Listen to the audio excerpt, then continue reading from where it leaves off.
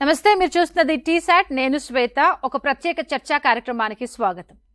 విద్యా బోధనలో టెక్నాలజీ అనుసంధానం, అలాగే అమెరికా అనుభవాలు అసలు ఏం చెప్తున్నాయి, అసలు ఫుల్ బ్రైట్ టీ అనే ఈ కార్యక్రమం ఏంటి, దీనికి సంబంధించిన ఫుల్ డీటెయిల్స్ మనకు చెప్పడానికి, వివరించడానికి నాతో ఉన్నారు ఆశారాణి బెండి గారు, school assistant in English, ZPHS Jeedimetla, national best teacher awardee Asha గారు. అలాగే ఇంకొకరున్నారు గెస్ట్, సంక్రాంతి రవికుమార్ గారు, school assistant in English, ZPHS Pallipadu, Fulbright TEA scholar 2024. వారితో మాట్లాడి వాళ్ళ అనుభవాలు, అసలు ఈ కార్యక్రమానికి సంబంధించి పూర్తి డీటెయిల్స్ తెలుసుకుందాం.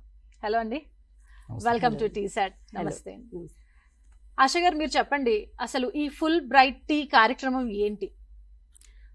United states India educational foundation వారు మన స్కూల్లో ఉన్న టీచర్స్కి ఒక కల్చరల్ ఎక్స్చేంజ్ ప్రోగ్రామ్ ద్వారా అమెరికాలో ఉన్న పాఠశాలలను సందర్శించే ఒక చక్కని అవకాశమే ఈ ఫుల్ బ్రైట్ టీ. టీ అంటే teaching excellence and achievement award అనమాట ఇది. సో దీనికి వెళ్ళే వాళ్ళందరికీ కూడా ఫుల్ బ్రైట్ స్కాలర్స్ అని అంటాం. సో దీనికి ఒక సెలెక్షన్ ప్రాసెస్ ప్రకారము టీచర్స్ని దేశం నలుమూలల నుంచి ఉన్న ఏ విధానంలో ఉన్న ఉపాధ్యాయులైనా దీనికి అప్లై చేసుకోవచ్చు. కేంద్రీయ విద్యాలయాల నుంచి అప్లై చేస్తారు, స్టేట్ గవర్నమెంట్ స్కూల్స్ నుంచి, సోషల్ వెల్ఫేర్ స్కూల్స్, అన్ని ప్రైవేట్ స్కూల్స్ వాళ్ళకు కూడా ఈ అవకాశం ఉంటుంది. రవి గారు, ఈ ఫుల్ బ్రైట్ టీ ప్రోగ్రామ్ కి సంబంధించి అసలు వాళ్ళని ఏ విధంగా సెలెక్ట్ చేస్తారు, ఏ విధంగా నిర్వహిస్తారు, ఒకసారి చెప్పండి. మేడం చెప్పినట్టుగా ఇండియాలో యుఎస్ ఇండియా ఎడ్యుకేషన్ ఫౌండేషన్ దీన్ని లుక్ ఆఫ్టర్ చేస్తుంది. దీనికి ఆన్లైన్లో అప్లికేషన్స్ ఇన్వైట్ చేస్తారు. దీంట్లో హండ్రెడ్స్లో థౌజండ్స్లో వచ్చినటువంటి అప్లికేషన్స్ని వాళ్ళు ప్రాసెస్ చేస్తూ షార్ట్ లిస్ట్ చేస్తారు ఇంటర్వ్యూ కోసం. ఆ ఇంటర్వ్యూకి అరౌండ్ 30 పర్సన్స్ని, టీచర్స్ని సెలెక్ట్ చేస్తారు. అన్ని కైండ్స్ ఆఫ్ స్కూల్స్ నుంచి వీళ్ళని ఇన్వైట్ చేస్తారు. ఈ ప్రాసెస్లో వాళ్ళు ఇంటర్వ్యూ కండక్ట్ చేసిన తర్వాత మళ్ళీ ఒక 10 మెంబర్స్ని షార్ట్ లిస్ట్ చేస్తారు. తర్వాత 10 మెంబర్స్ టోఫెల్ రాయిస్తారు. ఆ టోఫెల్లో ఎలిజిబిలిటీ వచ్చినటువంటి వాళ్ళందరినీ కూడా ఫుల్ బ్రైట్ స్కాలర్షిప్ బోర్డ్కి వీళ్ళని రిఫర్ చేస్తారు. అక్కడ నుంచి ఒక 6 కానీ 7 కానీ ఇయర్లో వాళ్ళు పెట్టుకున్న దాని ప్రకారంగా సెలెక్ట్ చేస్తారు ప్రాసెస్ మేడం. ఇది అన్ని రకాల టీచర్స్ కూడా ఎలిజిబిలిటీ ఉంటుంది. దీంట్లో సబ్జెక్ట్ క్రైటీరియా ఏం లేదు. వాళ్ళు ఖచ్చితంగా హై స్కూల్ టీచర్స్ అయి ఉంటే చాలు, సెకండరీ స్కూల్ టీచర్స్ అయి ఉంటే. ప్రైమరీ స్కూల్ టీచర్స్ కూడా ఫుల్ బ్రైట్ డిఏఐ అని ఒక ప్రోగ్రామ్ ఉంది, వాళ్ళు దానికి కూడా ఎలిజిబుల్గా ఉంటారు. సబ్జెక్ట్ కి సంబంధించి అంటే ఏ సబ్జెక్టు ఏంటి అనేది కూడా చూస్తున్న టీచర్స్ కి ఒక డౌట్ ఉంటుంది. ఎస్, సబ్జెక్ట్ సంబంధించి ఇక్కడ సబ్జెక్ట్ పారామీటర్స్ ఏం లేవు మేడం. నేను అక్కడికి వెళ్ళినప్పుడు అన్ని రకాల సబ్జెక్ట్ వాళ్ళు వచ్చారు. మ్యాథమెటిక్స్, సైన్స్, తర్వాత స్పెషల్ ఎడ్యుకేషన్ టీచర్స్ కూడా వచ్చారు, not just for English teachers. అదొక మిస్కన్సెప్షన్ ఉంది చాలామంది టీచర్స్లో, ఇది ఓన్లీ ఇంగ్లీష్ వాళ్ళే వెళ్తారేమో ఇంగ్లీష్ టీచర్స్ కానీ. బట్ అట్లాంటిది ఏం లేదు. ఇది అన్ని సబ్జెక్ట్స్ వాళ్ళు, మ్యాథ్స్ వాళ్ళు, ఫిజిక్స్ వాళ్ళు, ఎవరైనా, బయాలజికల్ సైన్స్ వాళ్ళు కానీ ఎవరైనా అప్లై చేయొచ్చు. ఇది ఫుల్ బ్రైట్ స్కాలర్షిప్ బోర్డు వాళ్ళు ఎవ్రీ ఇయర్ దాన్ని ఆన్లైన్లో అప్లికేషన్స్ ఇన్వైట్ చేస్తారు. అది సబ్జెక్ట్ ఫోరమ్స్ ద్వారా మేము ఆల్రెడీ దాన్ని షేర్ చేస్తాను, ఆ ఇన్ఫర్మేషన్ని. ఎవరైనా దీనికి కంప్లీట్ అవ్వచ్చు మేడం. అమెరికా వెళ్ళాలి అని అంటే ప్రభుత్వ పాఠశాలల్లో పనిచేసే ఉపాధ్యాయులకు వారి ఇంగ్లీష్ ఖచ్చితంగా రావాలా అని వాళ్ళు ఒక క్వశ్చన్ వాళ్ళకి రేజ్ అవుతుంది. ఆ విషయానికి వస్తే నేనేం చెప్తానంటే, ఒక టీచర్గా పనిచేస్తున్నప్పుడు అవకాశం అమెరికా కొన్ని రోజులకి వెళ్ళి, కొన్ని వారాలకు వెళ్ళి రావటం అనేది చాలా అరుదుగా జరుగుతూ ఉంటుంది. ఇది ఒక మంచి అవకాశం. ఎందుకంటే ఇక్కడికి వెళ్ళటం వల్ల మనం ఓన్లీ అమెరికా స్కూల్సే కాకుండా మనతో పాటు వచ్చినటువంటి ఇంకొక 75 దేశాల ఉపాధ్యాయ ప్రతినిధులతో కలవటం, వారి సమస్యలు, వాళ్ళ పాఠశాలలో ఉన్న సమస్యలు, ఇవన్నీ కూడా మనం తెలుసుకునే అవకాశం ఉంటుంది. అయితే మిస్కాన్సెప్షన్ ఏంటి అంటే, టోఫెల్ పాస్ అవ్వాలంటే ఓన్లీ ఇంగ్లీష్ టీచర్సే పాస్ అవుతారేమో అని. బట్ టోఫెల్ కోసం మనం కొంచెం ఎఫర్ట్స్ అయితే పెట్టాలి. అంటే ఏదైనా సాధించాలి అంటే దానికి కొంచెం ఎఫర్ట్స్ కావాలి. అలాగని పెద్ద హై స్టాండర్డ్ ఇంగ్లీష్ అవసరం ఉండదు. వాళ్ళు డిజైరబుల్ స్కోర్ చాలా తక్కువ అడుగుతారు. 125లో మనకు అడిగేది మినిమం 65, 64 ఉంటే సరిపోతుంది అంటారు. మన గ్రాడ్యుయేట్స్ ఎవరన్నా కూడా టోఫెల్ ఆ మాత్రం స్కోర్ అయితే సాధించుకునేటంత ఇంగ్లీష్ పరిజ్ఞానం మన విద్యా విధానం మనకిస్తోంది, కెపాసిటీ వాళ్ళకు ఉంటుంది. టోఫెల్కి కావాల్సిన ఫీజు కూడా వాళ్లే కడతారు. మనమేమి ఒక ఎన్పి కూడా మనం పే చేయాల్సిన అవసరం ఉండదు. మనకు కొన్ని ప్రాక్టీస్ టెస్టులు మనం కావాలంటే ఆన్లైన్లో చేసుకుంటే ఈజీగా టోఫెల్ క్లియర్ చేసేయచ్చు. మన దగ్గర నుంచి కూడా చాలామంది కేంద్రీయ విద్యాలయం నుంచి మ్యాథ్స్ టీచర్స్, స్టేట్ గవర్నమెంట్ నుంచి కూడా సోషల్ స్టడీస్ టీచర్స్, ఇలా చాలామంది వెళ్ళటం జరిగింది. ఓకే, అయితే ఈ టీ యొక్క ముఖ్య ఉద్దేశం ఏంటి అంటే మీరు ఏం చెప్తారు? రవి గారు మీరు చెప్పండి. టీచింగ్ ఎక్సలెన్స్ అండ్ అచీవ్మెంట్ అనేది ఇక్కడ ఉన్నటువంటి ప్రతిభావంతులైనటువంటి ఉపాధ్యాయుల్ని సెలెక్ట్ చేసుకొని కేవలం భారతదేశమే కాదండి, ప్రపంచ దేశాల్లో దాదాపు 75 దేశాల నుంచి తీసుకెళ్తారు. అక్కడ ఒక 5 యూనివర్సిటీస్లో వీళ్ళని ప్లేస్ చేస్తారు. దీన్ని 2 కోహర్ట్స్లో పెడతా ఉన్నారు. జనవరి ఫిబ్రవరిలో ఉండేటువంటి ఒక కోహర్ట్ ఉంటుంది, అది దాన్ని వాళ్ళు స్ప్రింగ్ కోహర్ట్ అంటారు. అట్లాగే సెప్టెంబర్ అక్టోబర్లో ఒక కోహర్ట్ రన్ చేస్తారు, దాన్ని వాళ్ళు ఫాల్ కోహర్ట్ అంటారు. ఈ ప్రతి యూనివర్సిటీలో కూడా ఒక 20 మంది టీచర్స్ని ప్లేస్ చేసి దాదాపుగా 50 రోజుల పాటు వాళ్ళందరినీ కూడా అక్కడ సెమినార్స్, వర్క్షాప్స్ కండక్ట్ చేస్తారు. అట్లాగే అక్కడ ఉన్నటువంటి స్థానికంగా ఉన్నటువంటి పాఠశాలని వీళ్ళని డిప్యూట్ చేస్తారు. అక్కడ ఉన్నటువంటి పాఠశాలకు వెళ్ళి అక్కడ ఉన్నటువంటి పిల్లలతో ఇంటరాక్ట్ అవ్వడము, ఆ స్కూల్ యొక్క అన్ని రకాలైనటువంటి వనరులు ఏ రకంగా ఉన్నాయి, లేకపోతే విద్యా విధానం ఎట్లా ఉంది, వాళ్ళు ఏ రకంగా బోధిస్తూ ఉన్నారు, ఈ టెక్నాలజీని ఎంత మేరకు వాళ్ళు ఉపయోగించుకుంటున్నారు, అక్కడ పిల్లల కల్చర్ ఏంటి, ఇది కూడా అబ్జర్వ్ చేసేటువంటి, ప్రత్యక్షంగా వెళ్ళి పరిశీలన చేసేటువంటి అవకాశం ఈ ఉపాధ్యాయులకు ఉంటుంది. దీంట్లో భాగంగా వీళ్ళకి యాక్చువల్గా వెళ్ళినటువంటి టీచర్స్కి జనరల్ పెడగాలజీ అనే పేరుతోటి మనం ఏదైతే బీఈడి విద్యా విధానంలో నేర్చుకున్నామో దాన్ని లేటెస్ట్గా వచ్చినటువంటి మార్పులతోటి జనరల్ పెడగాలజీ సెషన్ ఒకటి పెడతారు, సెమినార్స్. అదేవిధంగా అక్కడ ఉన్నటువంటి సబ్జెక్టు స్పెసిఫిక్గా ఎవరైతే, ఇప్పుడు నేను ఇంగ్లీష్ నుంచి వెళ్ళాను కదా, సో ఇంగ్లీష్ నుంచి వెళ్ళాను కాబట్టి ఇంగ్లీష్ స్పెసిఫిక్గా సెమినార్స్ ఉంటాయి. మ్యాథ్స్ నుంచి వెళ్ళిన వాళ్ళకి మ్యాథ్స్ ప్రొఫెసర్స్ అక్కడ ఉండి లేటెస్ట్ ఏమైతే చేంజెస్ వస్తున్నాయో టీచింగ్లో, సో అవన్నీ కూడా డిస్కస్ చేస్తారు, అవకాశం ఉంటుంది అక్కడ. అదేవిధంగా ఇంకొక అద్భుతమైన అవకాశం ఏంటి అంటే, మనకి సాధారణంగా అమెరికా పర్యటనకు అయినటువంటి వాళ్ళందరికీ అమెరికన్ కుటుంబాలతోటి ప్రత్యక్షంగా ఉండి వాళ్ళని పరిశీలించే అవకాశం మామూలుగా అయితే దొరకదు. బట్ ఈ కార్యక్రమంలో ఒక భాగం ఏంటి అంటే, ఫ్రెండ్షిప్ ఫ్యామిలీస్ అనేటువంటి పేరుతోటి వీళ్ళని వెళ్ళినటువంటి ఫుల్ బ్రైట్ స్కాలర్స్ని ఇంటర్నేషనల్ టీచర్స్ అనే పేరుతోటి ఆ యొక్క కొన్ని కుటుంబాలని వాళ్ళు పరిచయం చేసి ఆ కుటుంబాలతోటి స్పెండ్ చేసేలాగా కార్యక్రమం రూపొందించారు. ఇది అత్యద్భుతమైనటువంటి ఒక కార్యక్రమంగా మేము అనుకుంటాను. అట్లాగే ఫీల్డ్ ట్రిప్స్ అక్కడ ఏర్పాటు చేస్తారు. సో ఈ అన్నింటి యొక్క కాంబినేషనే teaching excellence and achievement program. It's one of its best kind. ఒక రకంగా చెప్పాలి అంటే ప్రపంచంలో ఉన్నటువంటి టీచర్స్ ఎక్స్చేంజ్ ప్రోగ్రాంలో ద బెస్ట్ ప్రోగ్రామ్ అని చెప్తూ ఉంటారు.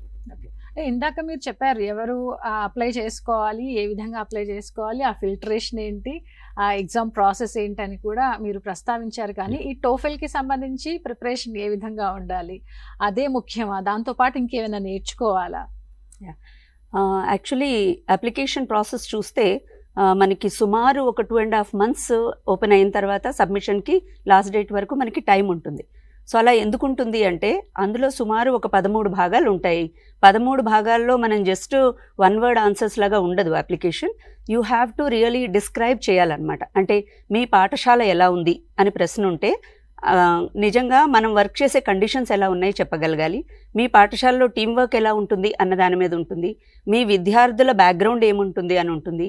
మీ విద్యార్థులు మీ పాఠశాల వదిలి వెళ్ళిన తర్వాత ఎలాంటి విద్యా విధానం చేస్తారా, అసలు చదువుకుంటున్నారా లేదా. సో ఇలా చూస్తే మొత్తము ఒక కంప్లీట్ పిక్చర్ని మనం ప్రజెంట్ చేయగలగాలి. సో దీంతోపాటు అప్లై చేసేవాళ్ళము ఓన్లీ క్లాస్ రూమ్కి మాత్రమే అంకితం అయిపోయిన టీచర్స్ అయితే నాకు తెలిసి కొన్ని పాయింట్స్ తక్కువే ఉంటాయని అనుకుంటాను.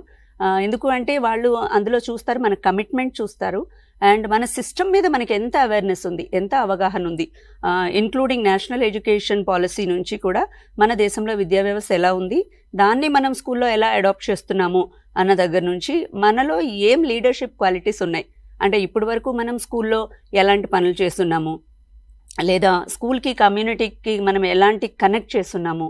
ఇప్పుడు కొన్నిసార్లు మనం స్కూల్లో కొన్ని యాక్టివిటీస్ చేస్తుంటాము, ఎన్జిఓస్ని ఇన్వైట్ చేస్తుంటాము, అలాగే పేరెంట్ టీచర్ మీట్స్లో మనం ఎలా మన పార్టిసిపేషన్ ఏముంది, ఇది కాకుండా పిల్లలకు సంబంధించిన ఎలాంటి సపోర్ట్ మనం ఇస్తాము, తర్వాత మీ ప్రొఫెషనల్ లైఫ్లో మీరు ఏమేమి అచీవ్ చేశారు. అంటే ఇక్కడ అచీవ్మెంట్స్ అంటే ఓన్లీ అవార్డ్స్ అనే కాదు, మీరేమన్నా సెమినార్స్లో పార్టిసిపేట్ అయ్యారా, మీరేమన్నా కాంపిటీషన్స్ పిల్లలకు కండక్ట్ చేశారా, మీ స్టూడెంట్స్ని ఏదన్నా బియాండ్ క్లాస్ రూమ్ ఎక్కడికన్నా తీసుకొని వెళ్ళగలిగారా, తర్వాత మీ కమ్యూనిటీ అంటే మీ టీచర్స్తో పాటు మీరు ఒక ట్రైనర్గా ఉన్నారా, లేదన్నా ఏదన్నా ట్రైనింగ్లో మీరు ఏమన్నా ప్రజెంట్ చేశారా, నేషనల్ సెమినార్స్లో కానీ డిస్ట్రిక్ట్ లెవెల్ సెమినార్స్లో ఏమన్నా మీరు పార్టిసిపేట్ అయ్యి ఉన్నారా, ఇవన్నీ అన్నిటిపైన కూడా ఒక డీటెయిల్గా. యాక్చువల్గా చెప్పాలంటే అప్లికేషన్ కంప్లీట్ చేసిన ఆ 2 monthsలో మన మీద మనకే ఒక అండర్స్టాండింగ్ వస్తుంది, అబ్బో నేను ఎంత గొప్ప టీచర్నా అన్న ఒక కాన్ఫిడెన్స్ కూడా ఇస్తుంది అప్లికేషన్. అదే కాకుండా మనం సొసైటీలో ఏమన్నా ఎవరికన్నా పేదవారికి సహాయం చేసినా, సపోజ్ వరదలప్పుడు హెల్ప్ చేసి ఉండొచ్చు, మనము ఏమన్నా అవసరాలు ఉన్న ప్రజలను ఆదుకోవచ్చు, ఇలాంటివన్నీ కూడా. అంటే ఒక టీచర్ యాజ్ అ కంప్లీట్ పర్సనాలిటీగా వాళ్ళు మనల్ని అబ్జర్వ్ చేస్తారు. సో టోఫెల్ విషయానికి వస్తే అందులో మనకి reading, writing, speaking and listening test ఉంటుంది. సో ఇది కొంచెం రిగ్రెస్, అది ఆల్మోస్ట్ 3.5 hours ఎగ్జామ్ ఉంటుంది. అయితే మనం వన్స్ వాళ్ళు మన టోఫల్ ఫీజు పే చేసిన తర్వాత మనం ఏం చేయొచ్చు అంటే ఆన్లైన్లో కొన్ని ఫ్రీగా పేపర్స్ అవైలబుల్ ఉంటాయి. వాటిని మనం ఇంట్లో కూడా ప్రాక్టీస్ చేసుకోవచ్చు. బయట ఎక్కడ కోచింగ్లు అవసరం ఉండదు నాకు తెలిసి. అంటే మరీ ఇంగ్లీష్ పరిజ్ఞానం తక్కువ ఉంది అనుకున్న వాళ్ళైతే మాత్రం కొంచెం రెగ్యులర్గా కొంచెం ఎక్కువ రీడింగ్ హ్యాబిట్స్ పెంచుకొని కొన్ని ప్రాక్టీస్ పేపర్స్ చేస్తే సరిపోతుంది. ఈవెన్ ఇంగ్లీష్ టీచర్స్గా వెళ్ళిన వాళ్ళకి కూడా 120కి 100 అయితే వచ్చిన సందర్భాలు అయితే లేవు. వాళ్ళు కూడా ఏంటంటే అక్కడ యాక్సెంట్ మనకు అర్థమవుతుందా లేదా. టోఫల్లో లిసనింగ్ ఎలా ఉంటుంది అంటే అమెరికన్ యాక్సెంట్లో మనకి ఆడియోస్ వినిపిస్తాయి, దానిపైన క్వశ్చన్స్ ఉంటాయి, మనం అక్కడ ఆన్సర్ చేస్తాం. రైటింగ్ విషయానికి వస్తే మనకు కొంచెం సిచ్యువేషన్స్ ఇచ్చి రాయమంటారు, అది ఎలాగో మనకి ఇంగ్లీష్లో రాయడం వస్తుంది కాబట్టి. అండ్ స్పీకింగ్ కూడా చేయమంటారు. అక్కడ ఏదైనా ఒక సిచ్యువేషన్ కానీ ఒక వాయిస్ కానీ వినిపిస్తే మన వాయిస్ అక్కడ మనం రికార్డ్ చేస్తాం. సో తర్వాత టోఫల్ రిజల్ట్ వచ్చినప్పుడు మనకి డీటెయిల్గా వస్తుంది, how good you are in writing, మీరు ఎంత బాగున్నారు రీడింగ్లో, ఎలా ఉన్నారు, అన్నిటివి ఇండివిజువల్ స్కోర్స్ వచ్చేస్తాయి. సో టోఫల్ అంటే TOEFL is the last step to clear అనమాట. ఫస్ట్ ఏమవుతుందంటే మనం జనవరి నుంచి మార్చ్ 20-25వ తేదీ లోపల అప్లికేషన్ క్లోజ్ అయిపోతుంది. అది సబ్మిట్ చేసిన తర్వాత వాళ్ళు షార్ట్ లిస్ట్ చేస్తారు. స్క్రూటినీ చేసేవాళ్ళు కూడా ఇలా వెళ్ళొచ్చిన స్కాలర్సే అయి ఉంటారు. సో కంట్రీ వైడ్గా సెలెక్ట్ చేసుకొని వాళ్ళు స్క్రూటినీ చేసిన తర్వాత మనకి ఇంటర్వ్యూ కాల్ చేస్తారు.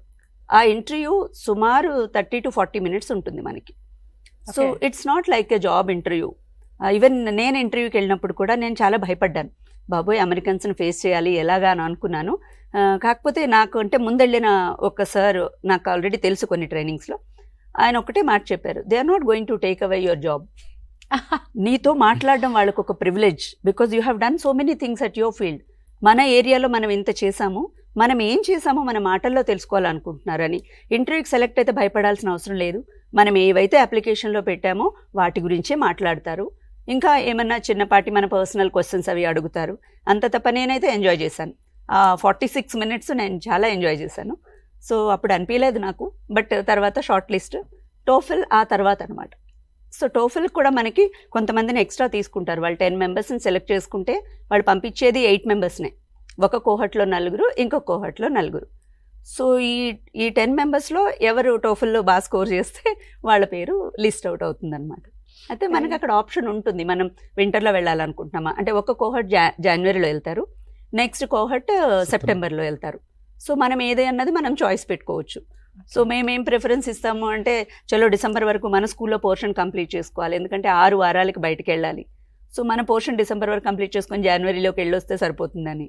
కొంతమంది లేదు ఎగ్జామ్ టైంలో దగ్గర పిల్లలకు ఉండాలి అనుకున్న వాళ్ళు ముందు కోహర్ట్, అలా మనకి చాయిస్ ఉంటుంది. సో ఏది అంత డిఫికల్ట్ అని అయితే అనిపించలేదు.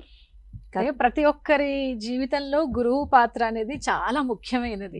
ఎందుకంటే అది ప్రైవేట్ స్కూల్ అవ్వనివ్వండి, గవర్నమెంట్ స్కూల్ అవ్వనివ్వండి, ఇంతమంది భవిష్యత్తును తీర్చిదిద్దే గురువులు ఇంటర్వ్యూకి వెళ్ళేసరికి మీరు భయపడిపోతే అసలు ఆ క్షణం ఒకసారి ఊహించడానికి మీకు ఎలా అనిపిస్తుంది? నిజంగానే మిమ్మల్ని ఇన్స్పైర్ చేశారు వాళ్ళు, ఎవరో మీ ముందున్న వాళ్ళు మిమ్మల్ని ఇన్స్పైరే చేశారు.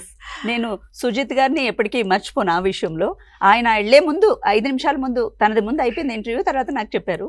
సో ఆ కాన్ఫిడెన్స్ తను ఇవ్వకపోతే నాకు నిజంగానే చెమటలు పట్టేది. బట్ టెన్షన్ ఎక్కడ అంటే లైక్ అనుకుంటారు ఇంగ్లీష్ టీచర్స్ చాలా బాగా ఇంగ్లీష్లో మాట్లాడేస్తారు అని, బట్ వాళ్ళ accent is completely different. Select అయిన తర్వాత నుంచి అక్కడ వరకు కాన్ఫిడెంట్గా వెళ్తాం. The moment when we landed at Washington ఎవరు మాట్లాడిన ఇంగ్లీష్ కూడా మనకు అర్థం కావట్లేదు. ఇక్కడ యాజ్ ఎ ట్రైనర్ మా టీచర్స్ అందరూ అబ్బా ఆశా మ్యామ్ బాగా ఇంగ్లీష్ మాట్లాడతారు అనుకుంటారు, కానీ అక్కడికి వెళ్ళాక అర్థమైంది ఇంగ్లీష్లో ఎన్ని వర్షన్స్ ఉన్నాయి.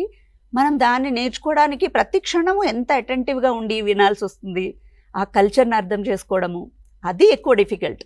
ఈ టోఫెల్ ఈ ప్రాసెస్ కంటే కూడా going and adjusting with 20 different country టీచర్స్తో ఉండడం, ఒక 6 వారాలు వాళ్ళతో కలిసి భోజనం చేయడం, వాళ్ళతో రూమ్ షేర్ చేసుకోవడం, ఇవన్నీ కూడా ఒక different experience. Indeed life time achievement.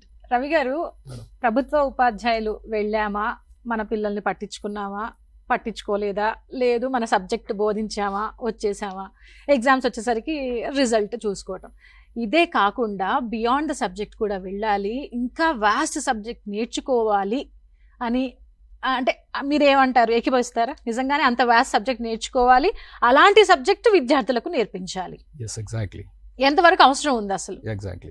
మనం ఈ ఎగ్జామ్, ఈ టోఫెల్ ఇది పక్కన పెట్టి బియాండ్ ద సబ్జెక్ట్ మనం ఒక్కసారి మాట్లాడుకోవాలి. సో మీరు చెప్పిందంతా కంప్లీట్గా ఏకీభవిస్తాం మేడం. అయితే ఇది బియాండ్ ది సబ్జెక్ట్ కూడా అనుకోవడం లేదు. ఎందుకు అంటే మాకు అసలు ప్రొఫెషనల్ ట్రైనింగ్స్లో, టీచర్ ట్రైనింగ్స్లో ఒక పార్టే సిపిడి అనేది ఒక అంశం ఉంటుంది. కంటిన్యూస్ ప్రొఫెషనల్ డెవలప్మెంట్ అనేటువంటిది మాకు పార్ట్ అది. సో ఒకసారి టీచర్ అయిన తర్వాత ఇంకా రెస్ట్ తీసుకోవచ్చు, కూల్గా ఉండొచ్చు అనేటువంటిది ఏం లేదు మేడం. ఖచ్చితంగా అందరూ, ప్రతి టీచర్స్ కూడా టీచింగ్ స్ట్రాటజీస్లో వస్తున్నటువంటి లేదా మొత్తం ఎడ్యుకేషన్ సిస్టంలో వస్తున్నటువంటి మార్పుల్ని ఎప్పటికప్పుడు అవగాహన చేసుకొని వాళ్ళ యొక్క టీచింగ్ని మౌల్డ్ చేసుకోవాల్సిన పరిస్థితులు ఉన్నాయి. కాబట్టి అందరూ టీచర్ ట్రైనింగ్స్ ద్వారా ఖచ్చితంగా వాళ్ళ యొక్క బోధన పద్ధతుల్ని మార్చుకునేటువంటి, అప్గ్రేడ్ చేసుకునేటువంటి విధానం ఆల్రెడీ ఉంది. ఇది ఏంటి అంటే పర్సనల్గా, ప్రొఫెషనల్గా అడ్వాన్స్మెంట్లో వెళ్ళడం కోసం ఈ ఇంటర్నేషనల్ ఎక్స్పోజర్ ఉన్నటువంటి ప్రోగ్రామ్స్లో పార్టిసిపేట్ అయితే మన కాన్ఫిడెన్స్ లెవెల్స్ మారుతాయి.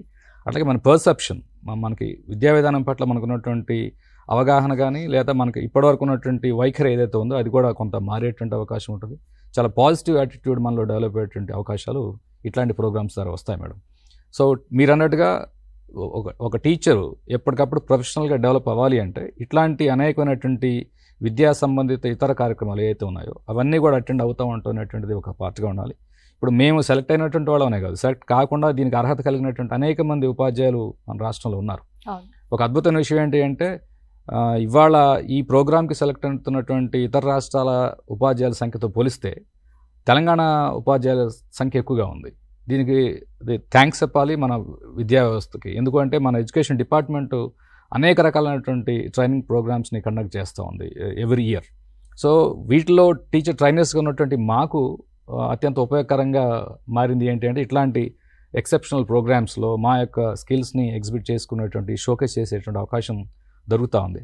సో దీన్ని బట్టి నేనేమనుకుంటున్నానంటే ప్రతి ఉపాధ్యాయుడు తామంతా తాము వస్తున్నటువంటి నూతన విద్యా వ్యవస్థలో వస్తున్నటువంటి మార్పుల్ని అవగాహన చేసుకోవడంతో పాటుగా ఇట్లాంటి అనేకమైనటువంటి ప్రొఫెషనల్ డెవలప్మెంట్ ప్రోగ్రామ్స్లో పార్టిసిపేట్ చేస్తే మనం ఇండివిజువల్గా కూడా రిఫ్రెష్ అవుతాము, ప్రొఫెషనల్గా కూడా అడ్వాన్స్ అవుతాం. పిల్లలకి అనివార్యంగా అది క్లాస్ రూమ్లో రిఫ్లెక్ట్ అయ్యేటువంటి పరిస్థితులు ఉంటాయి. అది అంతిమంగా విద్యార్థులకి రీచ్ అయ్యేటువంటి అవకాశం ఉంటుందనేటువంటి నా అభిప్రాయం. పిల్లలకి మనం చెప్పే విధానంలో చాలా మార్పులతో చెప్తే వాళ్ళ బ్రెయిన్లో ఎలా ఇన్సిస్ట్ అయిపోతుందంటే వాళ్ళకి 30 ఏళ్ళు వచ్చిన తర్వాత మా గురుగారు పలానా లెసన్ని ఈ విధంగా చెప్పారు, కెమిస్ట్రీలో ఫార్ములా ఈ విధంగా గుర్తుపెట్టుకోమన్నారని చెప్తూ ఉంటారు. సీరియస్లీ నాకు కొంతమంది గురువులు ఉన్నారు. అయితే ఇప్పుడు వాళ్ళకి నేర్పించేప్పుడు విజువల్గా నేర్పించడం ఎంతవరకు ఇంపార్టెంట్ అంటారు? చాలా చాలా చాలా ఇంపార్టెంట్. మంచి పాయింట్ చెప్పారు. మేము నేర్చుకున్నప్పుడు మా టీచర్స్ బుక్కు, బోర్డు, చాక్ పీస్తో నేర్పించారు. అయినప్పటికీ వాళ్ళ ఇమేజ్ అలానే ఉంది మన మైండ్స్లో. మీరు అన్నట్టుగా ప్రతి ఒక్క వ్యక్తికి ఒక మంచి గురువు తప్పకుండా గుర్తుంటారు. అయితే ఈ మధ్య కాలం పిల్లలకి మాత్రము only book and black board అయితే సరిపోదు. ఎందుకంటే they are expose to so many gadgets. ఇంటి దగ్గర కూడా వాళ్ళు ఏ లెర్నింగ్ చేసినా, ఏ క్రియేటివిటీ చేసినా ప్రతిదీ మొబైల్సా, ట్యాబ్సా, ల్యాప్టాప్సా ఉన్నాయి. అనుకుంటాం గవర్నమెంట్ స్కూల్కి వచ్చే పిల్లలకి అవన్నీ యాక్సెసిబిలిటీ లేదని, కానీ ఇంట్లో ఒక్క స్మార్ట్ ఫోన్ ఉన్నా కూడా దాంతో ఏదో ఒకటి చేస్తూనే ఉంటారు. ఆన్లైన్ క్లాసెస్ విన్నారు కదా madam? So thanks to Covid చెప్పుకోవాలి. అసలు మన టెక్నాలజీ మనం అందరము వాడగలుగుతున్నాము అన్నది. అయితే ఇలాంటి సందర్భంలో మన క్లాస్ రూమ్స్ స్మార్ట్ అవ్వకపోతే మాత్రం మీరు అన్నట్టుగా మనం పిల్లల్ని రీచ్ అవ్వలేమండి.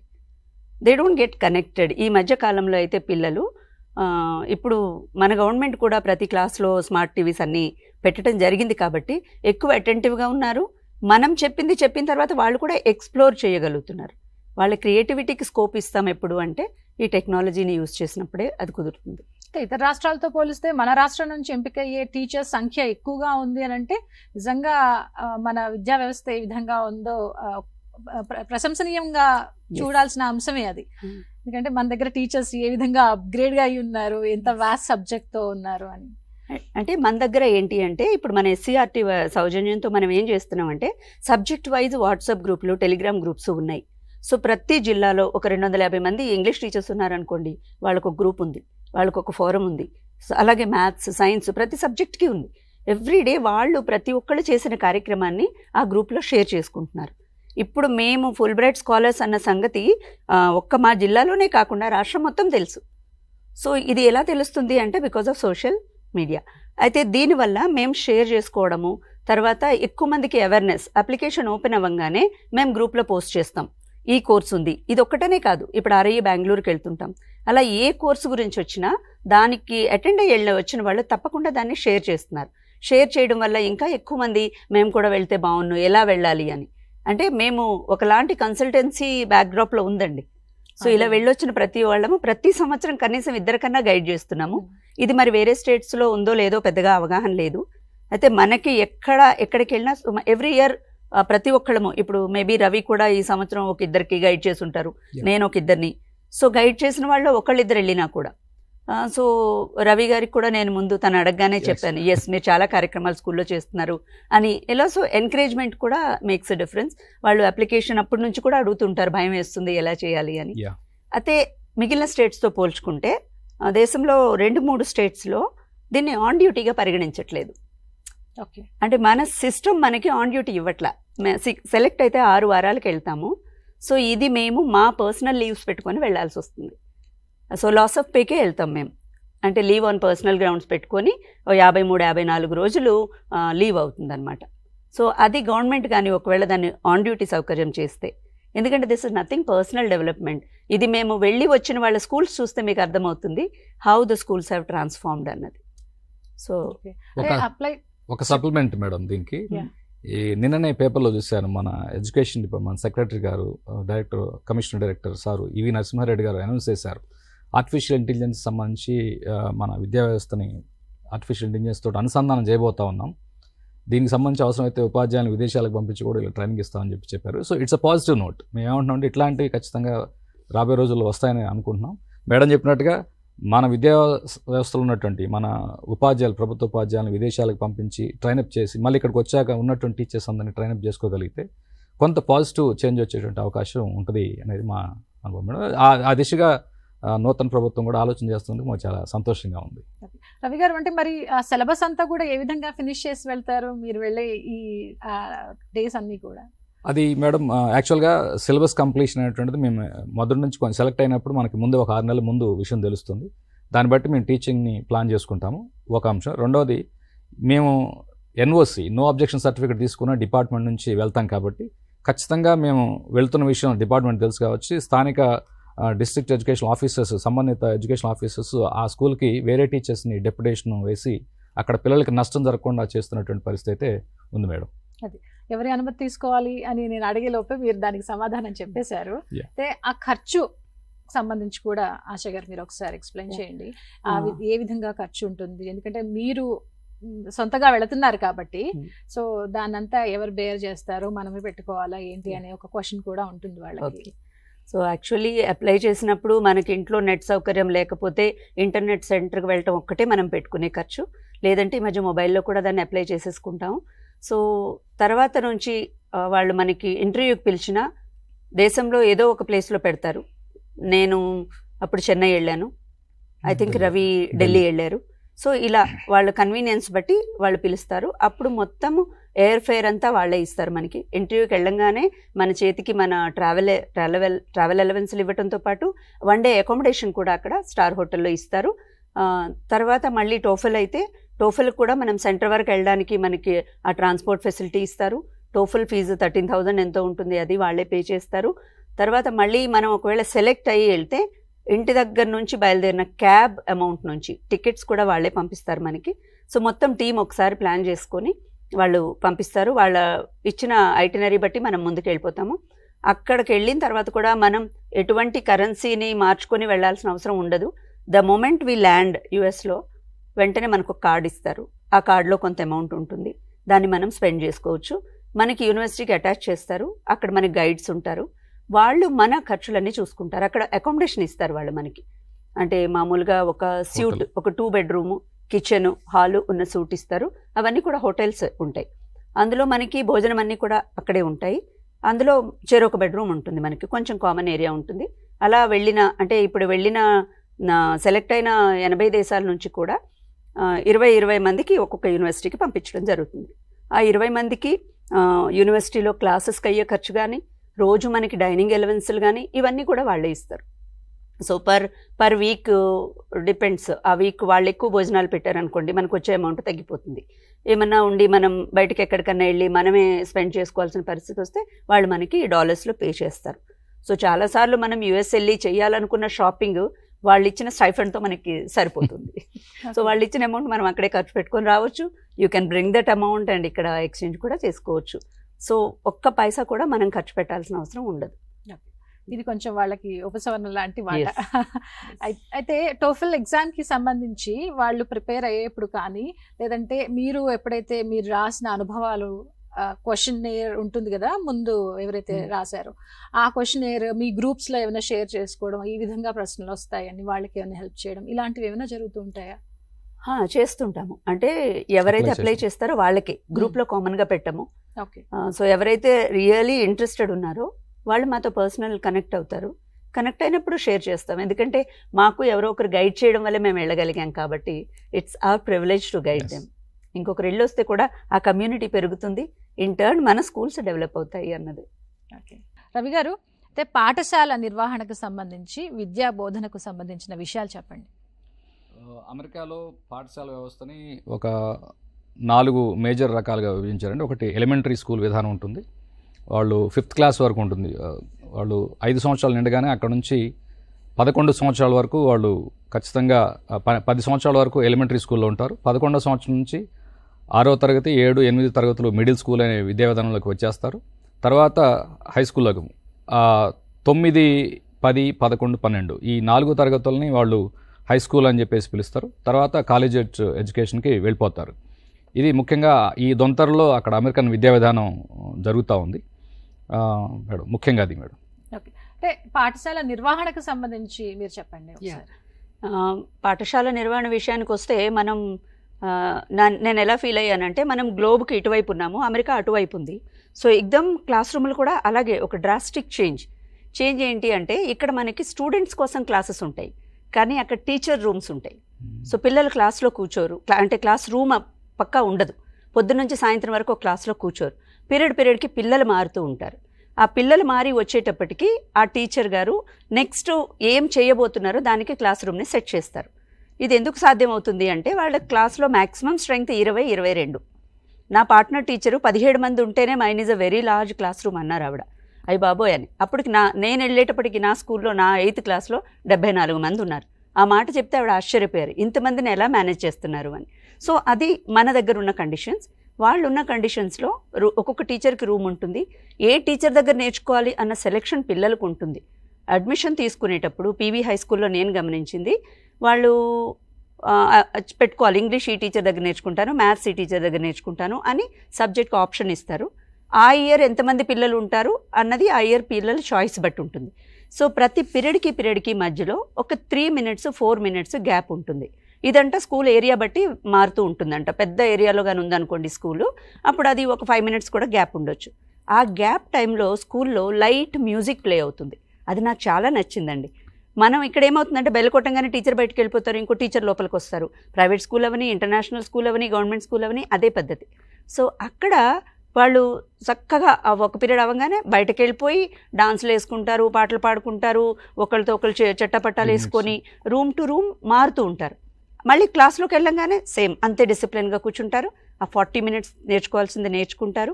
అయితే మనకి డౌట్ రావచ్చు, ఈ 3 నిమిషాలు వాళ్ళు బయట తిరుగుతున్నారు కదా, ఎవరు గైడ్ చేస్తారు అంటే, ప్రతి స్కూల్లో కూడా 4 కనీసం వైస్ ప్రిన్సిపల్స్ ఉంటారు.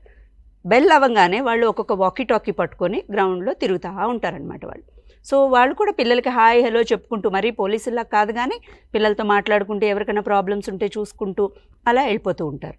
అయితే ఇక్కడ వాళ్ళకి బిల్డింగ్ స్ట్రక్చర్ కూడా గమనిస్తే ఎక్కడ 2 అంతస్తులకు పైన ఉండవు. ప్రిఫర్ చేస్తారు ఓన్లీ గ్రౌండ్ ఫ్లోర్. పిల్లలు కాబట్టి రిస్క్ తీసుకోరు. అండ్ సబ్జెక్ట్ వైజ్ బ్లాక్స్ ఉంటాయి. సో సైన్స్ బ్లాక్ ఒక హెక్సాగన్ లాగా నిర్మించి ఉంటే దాని చుట్టూ ఒక్కొక్క టీచర్ది రూమ్ ఉంటుంది. ఆ సెంటర్లో ల్యాబ్ ఉంటుంది. సో ల్యాబ్ కూడా చాలా వెల్ ఎక్విప్డ్ ఉంటుంది. సో వెళ్ళిన టైంకే టీచర్ రెడీ చేసి పెడతారు ఇప్పుడు ఏం నేర్చుకోవాలి అన్నది. ఇప్పుడు ఈ రోజు కానీ గ్రూప్ యాక్టివిటీ ప్లాన్ చేశారు అనుకుందాం, టీచర్ ఆల్రెడీ చైర్స్ అన్నీ 4 ఒక దగ్గర పెట్టేస్తారు. సో ద మూమెంట్ పిల్లలు లోపలికి వెళ్ళంగానే వాళ్ళకి తెలిసిపోతుంది, ఓహో ఈరోజు 20 నిమిషాలు నేను గ్రూప్ యాక్టివిటీ చేయబోతున్నాను అని. లేదు ఇండివిజువల్ పర్ఫార్మెన్స్ అంటే మామూలుగా క్లాస్ సెట్ చేసుకుంటారు. ప్రతి క్లాస్ రూమ్లో ఒక స్మార్ట్ బోర్డ్ ఉంటుంది. అండ్ ఆ సబ్జెక్ట్ కావాల్సిన బుక్స్ అన్నీ ఆ రూమ్లోనే ఉంటాయి. పిల్లలు బుక్స్ తీసుకురావాలి అన్న కండిషన్ అక్కడ లేదు. అక్కడ ర్యాక్స్ చుట్టూ, రూమ్ చుట్టూ కూడా ర్యాక్స్ ఉంటాయి. ఒకసారి నేను వెళ్ళిన ఒక ప్రైమరీ స్కూల్, అక్కడ క్లాస్ రూమ్స్ ఏ విధంగా ఉంటాయి అనేది ఇది ఎంతో కలర్ఫుల్గా పెడతారు. ఇది జస్ట్ కిండర్ గార్టెన్ నుంచి క్లాస్ 5 వరకు ఉన్న రూమ్. చూడండి ఎంత చక్కగా పిల్లలు చేసిన ప్రతి ఐటమ్ని ఆ టీచర్ గారు ఎగ్జిబిట్ చేస్తున్నారు. హీజ్ మిస్టర్ ఓబ్, ఆయన రూమ్ అది. రూమ్ బయట ఓబ్ అని రాసి ఉంటుంది, అంటే అది ఆయన క్లాస్. సో ఇక్కడ వెదర్ దగ్గర నుంచి, అంటే ఈ రోజు వెదర్ ఎలా ఉంది అన్నది కూడా క్లాస్లో ఎంటర్ అవ్వగానే చూడండి, అక్కడ చెస్ బోర్డ్ ఉంది, టీఎల్ఎమ్స్ అన్నీ ఒక పక్క పెట్టున్నాయి, శుభ్రంగా కింద కార్పెట్స్ ఉన్నాయి, వాళ్ళ కంట్రీ ఫ్లాగ్ ఉంది, అక్కడ ప్లెడ్జ్ పెట్టుకున్నారు. ఐ కెన్ డూ ఇట్ అని ఒక బోర్డులో అయితే వాళ్ళు ఏ పిల్లలు ఏం చేయగలరు అన్నది ఏ రోజుకి ఆ రోజు డిస్ప్లే చేస్తున్నారు. సో చాలా కలర్ఫుల్గా, అట్రాక్టివ్గా. అక్కడ ఉన్నటువంటి 17 మంది పిల్లలు ఒక్కరు కూడా బోర్ ఫీల్ అయినట్టు నేను చూడలే. చూడండి, గ్రౌండ్ మీద అన్నీ వేస్తున్నాయి, టేబుల్ మీద ఆల్రెడీ టీఎల్ఎం సెట్ అయి ఉంది. వాళ్ళు స్పాయిల్ చేసినా పర్వాలేదంటారు ఆయన. ఏమంటారంటే పిల్లలు పాడు చేస్తారండి, పాడు చేస్తే మనం దాన్ని రీప్లేస్ చేసుకుందాం అంటారు. సో ప్రతి ఒక్కటి కూడా ఇండివిజువల్ ర్యాక్స్ ఉంటాయి. సో ఇది ఆర్గనైజేషన్ ఆఫ్ క్లాస్ రూమ్ అనేది మనం నిజంగానే నేర్చుకోవాల్సిన స్కిల్. అయితే మనకి టీచర్కి ఒక్కొక్క రూమ్ మనం పెట్టుకోగలడం మన విధానానికి సాధ్యం కాకపోవచ్చు. కనీసం సైన్స్ ల్యాబ్స్ అన్నా, మ్యాథ్స్ ల్యాబ్స్ అన్నా మనం అలా చేయగలిగితే బాగుంటుంది అని ఒక ఐడియా. తర్వాత లైబ్రరీకి మాత్రమే ఒక బిల్డింగ్ ఉంటుంది. ఎంత పెద్దగా ఉంటుంది అంటే అసలు అక్కడ లేని బుక్సే ఉండవేమో అని అనిపిస్తుంది. And freely accessible to students అన్నమాట. పిల్లలు కూడా ఆర్గనైజ్ చేస్తారు. అండ్ స్కూల్లో మనలాగా అందరికీ 6 సబ్జెక్టులు 7 సబ్జెక్టులు అన్న లిమిటేషన్ లేదు అక్కడ. సెకండరీ స్కూల్కి వెళ్ళాము అంటే ఇది చూడండి, ఇది ఒక క్లాస్ రూమ్. సో క్లాస్ రూమ్లో ఆ పీరియడ్లో ఇంగ్లీష్ టీచర్ క్లాస్ రూమ్ ఇది. డిక్షనరీస్ అన్నీ ఉన్నాయి, ఎన్సైక్లోపీడియాస్ అన్నీ ఉన్నాయి. సో చక్కగా ఏది కావాలంటే పిల్లలు వెళ్తున్నారు, రెఫర్ చేసుకుంటున్నారు. మళ్ళీ ఇది టీచర్ కార్నర్ అండి. మనం సాధారణంగా గురువుకి దగ్గర వరకు మనం పిల్లల్ని రానియం. మన personal life is not open book. కానీ ఇక్కడ నేను గమనించింది ఏంటంటే టీచర్ తన పర్సనల్ ఫోటోగ్రాఫ్స్ అన్నీ కూడా వాల్లో పెట్టుకొని ఉన్నారు. పిల్లలతో తీసిన ఫొటోస్, వాళ్ళ ఫ్యామిలీ, ఎవ్రీథింగ్ అనమాట. అంత క్లోజ్గా ఉంటారు. తర్వాత ఆ క్లాస్ రూమ్లో స్మార్ట్ బోర్డ్స్ ఉంటాయి, ప్రొజెక్టర్స్ ఉంటాయి. అలాగే సబ్జెక్ట్స్ విషయానికి వస్తే మాత్రం సుమారు ఒక 18 నుంచి 20 సబ్జెక్ట్స్ ఉంటాయి. సో ఇదే తీసుకోవాలని లేదు. ప్రతి ఒక్కళ్ళు హై స్కూల్కి వచ్చినప్పుడు వాళ్ళు ఆప్ట్ చేసుకోవచ్చు. ఎందుకంటే వాళ్ళకి యూనివర్సిటీ ఎడ్యుకేషన్ కోసం కొన్ని క్రెడెన్షియల్స్ అవసరం అవుతాయి సెకండరీ లెవెల్లో. ఏదన్నా కోకరిక్యులర్ సబ్జెక్ట్స్ అంటే ఫర్ ఎగ్జాంపుల్ ఫోటోగ్రఫీ ఇంట్రెస్ట్ ఉన్నాడు, ఫోటోగ్రఫీ చేసుకోవచ్చు. మ్యూజిక్ ఉన్న వాళ్ళకు కూడా మొత్తం బ్యాండ్ సిస్టమ్ ఉంటుంది స్కూల్లో. వాళ్ళకి ఏ ఎక్విప్మెంట్ ఇష్టమైతే దాన్ని వాళ్ళు ప్లే చేస్తారు. సో అలాగే ఎవరికైనా లైబ్రరీ మేనేజ్మెంట్ నేర్చుకోవాలంటే వాళ్ళు లైబ్రరీ మేనేజ్మెంట్ నేర్చుకుంటారు. గేమ్స్లో కూడా ఒక పెద్ద బిల్డింగ్లా ఉంటుంది ఇండోర్. అది కూడా గ్యాలరీ ఎలా ఉంటుందంటే ఫోల్డబుల్ బెంచెస్ ఉంటాయి. ఆడియన్స్ ఉన్నప్పుడే దాన్ని డౌన్ చేసుకుంటారు, లేకపోతే అవి అప్ అయిపోతాయి. అండ్ మ్యూజిక్ విషయానికి వస్తే I have seen even small children, వీడియోలో చూడొచ్చు మనం, ఎవరికి నచ్చిన ఇన్స్ట్రుమెంట్ వాళ్ళు ప్లే చేస్తున్నారు. మ్యూజిక్ డైరెక్షన్ కూడా పిల్లలే ఇస్తున్నారు. అండ్ నోట్స్ వాళ్ళే రాసుకుంటున్నారు. పెద్ద పెద్ద డ్రమ్స్ దగ్గర నుంచి చూడండి, ఎన్ని ఫ్లూట్, తర్వాత వాటి పేర్లు కూడా మనకు తెలియదు, అవన్నీ కూడా అక్కడ వాళ్ళు వాయిస్తున్నారు. And they enjoy every moment. Students అయితే మాత్రం చాలా ఫ్రీగా అన్నీ నేర్చుకుంటున్నారు. ఇప్పుడు వాళ్ళకి ఒక కల్చరల్ ఈవెంట్ ప్లే అయిందనుకోండి, మనం ఏం చేస్తాము, క్యాసెట్ ప్లే చేస్తాము, మ్యూజిక్ యూట్యూబ్ నుంచో ఎక్కడి నుంచో సాంగ్ ప్లే చేస్తాం. కానీ అక్కడ బయట నుంచి సాంగ్ ప్లే చేయరు. ఏదనుకుంటున్నారో పిల్లలే మ్యూజిక్ క్రియేట్ చేసి పిల్లలే ప్లే చేస్తారు. సో పిల్లల క్రియేటివిటీకి మాత్రం చాలా స్కోప్ ఉంటుంది అక్కడ. అంటే మన దగ్గర ఏ విధంగా ఉందంటారు క్రియేటివిటీకి స్కోప్? ఇప్పుడు వాళ్ళ క్లాస్ రూమ్స్ చూస్తున్నాం కదా, వాళ్ళు వేసిన పెయింటింగ్స్ దగ్గర నుంచి వాళ్ళు అక్కడంతా స్టిక్ చేసి ఉన్నారు. ఒక ఇన్స్పైరింగ్ గా ఉంది క్లాస్ రూమ్స్ అంతా కూడా. మన దగ్గర క్లాస్ రూమ్స్ కి సంబంధించి ఏ విధంగా ఉంది, ఏం చెప్తారు? మన దగ్గర అంటే ఐ థింక్ ఇంటర్నేషనల్ స్కూల్స్ అన్నీ కూడా చాలా చక్కగా నడుస్తుండొచ్చు. మన గవర్నమెంట్ స్కూల్స్లో కూడా కొంచెం సేఫ్టీ లోపం వల్ల అవుతుంది. అదర్వైజ్ మన టీచర్స్ కూడా చాలా వరకు ట్రై చేస్తున్నారు. కానీ మనం పెట్టేవి ఎంతసేపు కూడా పేపరు, కలర్స్, ఈటీఎల్ఎమ్స్ మాత్రమే మనం పెట్టగలుగుతున్నాం. సో బియాండ్ దట్ క్లాస్ రూమ్లో డిస్ప్లేకి ఎక్కువ అవకాశం ఇచ్చినప్పుడు పిల్లలకి మంచి లెర్నింగ్ అట్మాస్ఫియర్ని కల్పించగలుగుతాం. మనకి ఉన్నాయి మంచి మంచి స్కూల్లో ఇయర్ స్టార్టింగ్ నుంచి నేర్చుకున్న ప్రతిదీ చార్ట్స్ పెట్టడము అన్నీ చేస్తున్నారు. కాకపోతే హ్యాండీగా ఉన్న టీఎల్ఎమ్స్ క్లాస్లో పిల్లలకి అందుబాటులో పెట్టాలి. నేను అక్కడ గమనించింది ఏంటంటే మ్యాథమెటిక్స్లో కిండర్ గార్టెన్లో 0 నుంచి 9 వరకు నంబర్స్ నేర్పిస్తున్నారు ఆయన. అవన్నీ డిఫరెంట్ సైజులో ఉన్నాయి. సో 0ని వదిలేస్తే 1 ఎంత ఉంది, 2 ఎంత ఉంది, అలా అలా అలా 9కి వచ్చేటప్పటికి సైజు పెరిగింది. సో ఒక టీచర్ అవసరం లేదు ఏది పెద్దది ఏది చిన్నది అని చెప్పడానికి. సో అలాంటి టీఎల్ఎం కానీ మనం క్లాస్లో అంటే టీచర్స్ అన్న డిజైన్ చేసుకోవచ్చు, లేదా మార్కెట్లోనే అవైలబుల్ ఉంటే I think will be able to make our class rooms also. అంత స్ట్రెంగ్థెన్ చేసుకోగలుగుతాం మనం కూడా, అది కష్టం కాదు. మీరు చెప్పాల్సిన పాయింట్ చెప్పి ఆ తర్వాత విద్యా విధానానికి సంబంధించి కూడా మీరు ఒకసారి నోటీస్ చేయండి. Sure madam. ఇప్పుడు నేను ఇందాక మేడం చెప్పినటువంటి అంశాలకి కొంత యాడ్ చేసే ప్రయత్నం చేస్తున్నాను. విద్యా విధానానికి సంబంధించి మనం అనుకునేది ఏంటంటే మన దగ్గర ఎక్కువగా పేరెంట్స్ కానీ లేకపోతే మేము టీచర్స్గా కానీ ఎక్కువగా వాళ్ళకి అకాడమిక్ ఆస్పెక్ట్స్లోనే ఎక్కువగా వాళ్ళని ఫోకస్ చేసే ప్రయత్నం చేస్తూ ఉన్నాం. కానీ అమెరికాలో నేను స్థానికంగా అక్కడ ఉన్నటువంటి పాఠశాలని దాదాపు ఒక 5 పాఠశాలని ప్రత్యక్షంగా పరిశీలించాం. ఒక 2 స్కూళ్ళలో డైరెక్ట్గా డిప్యూట్ అయ్యాను.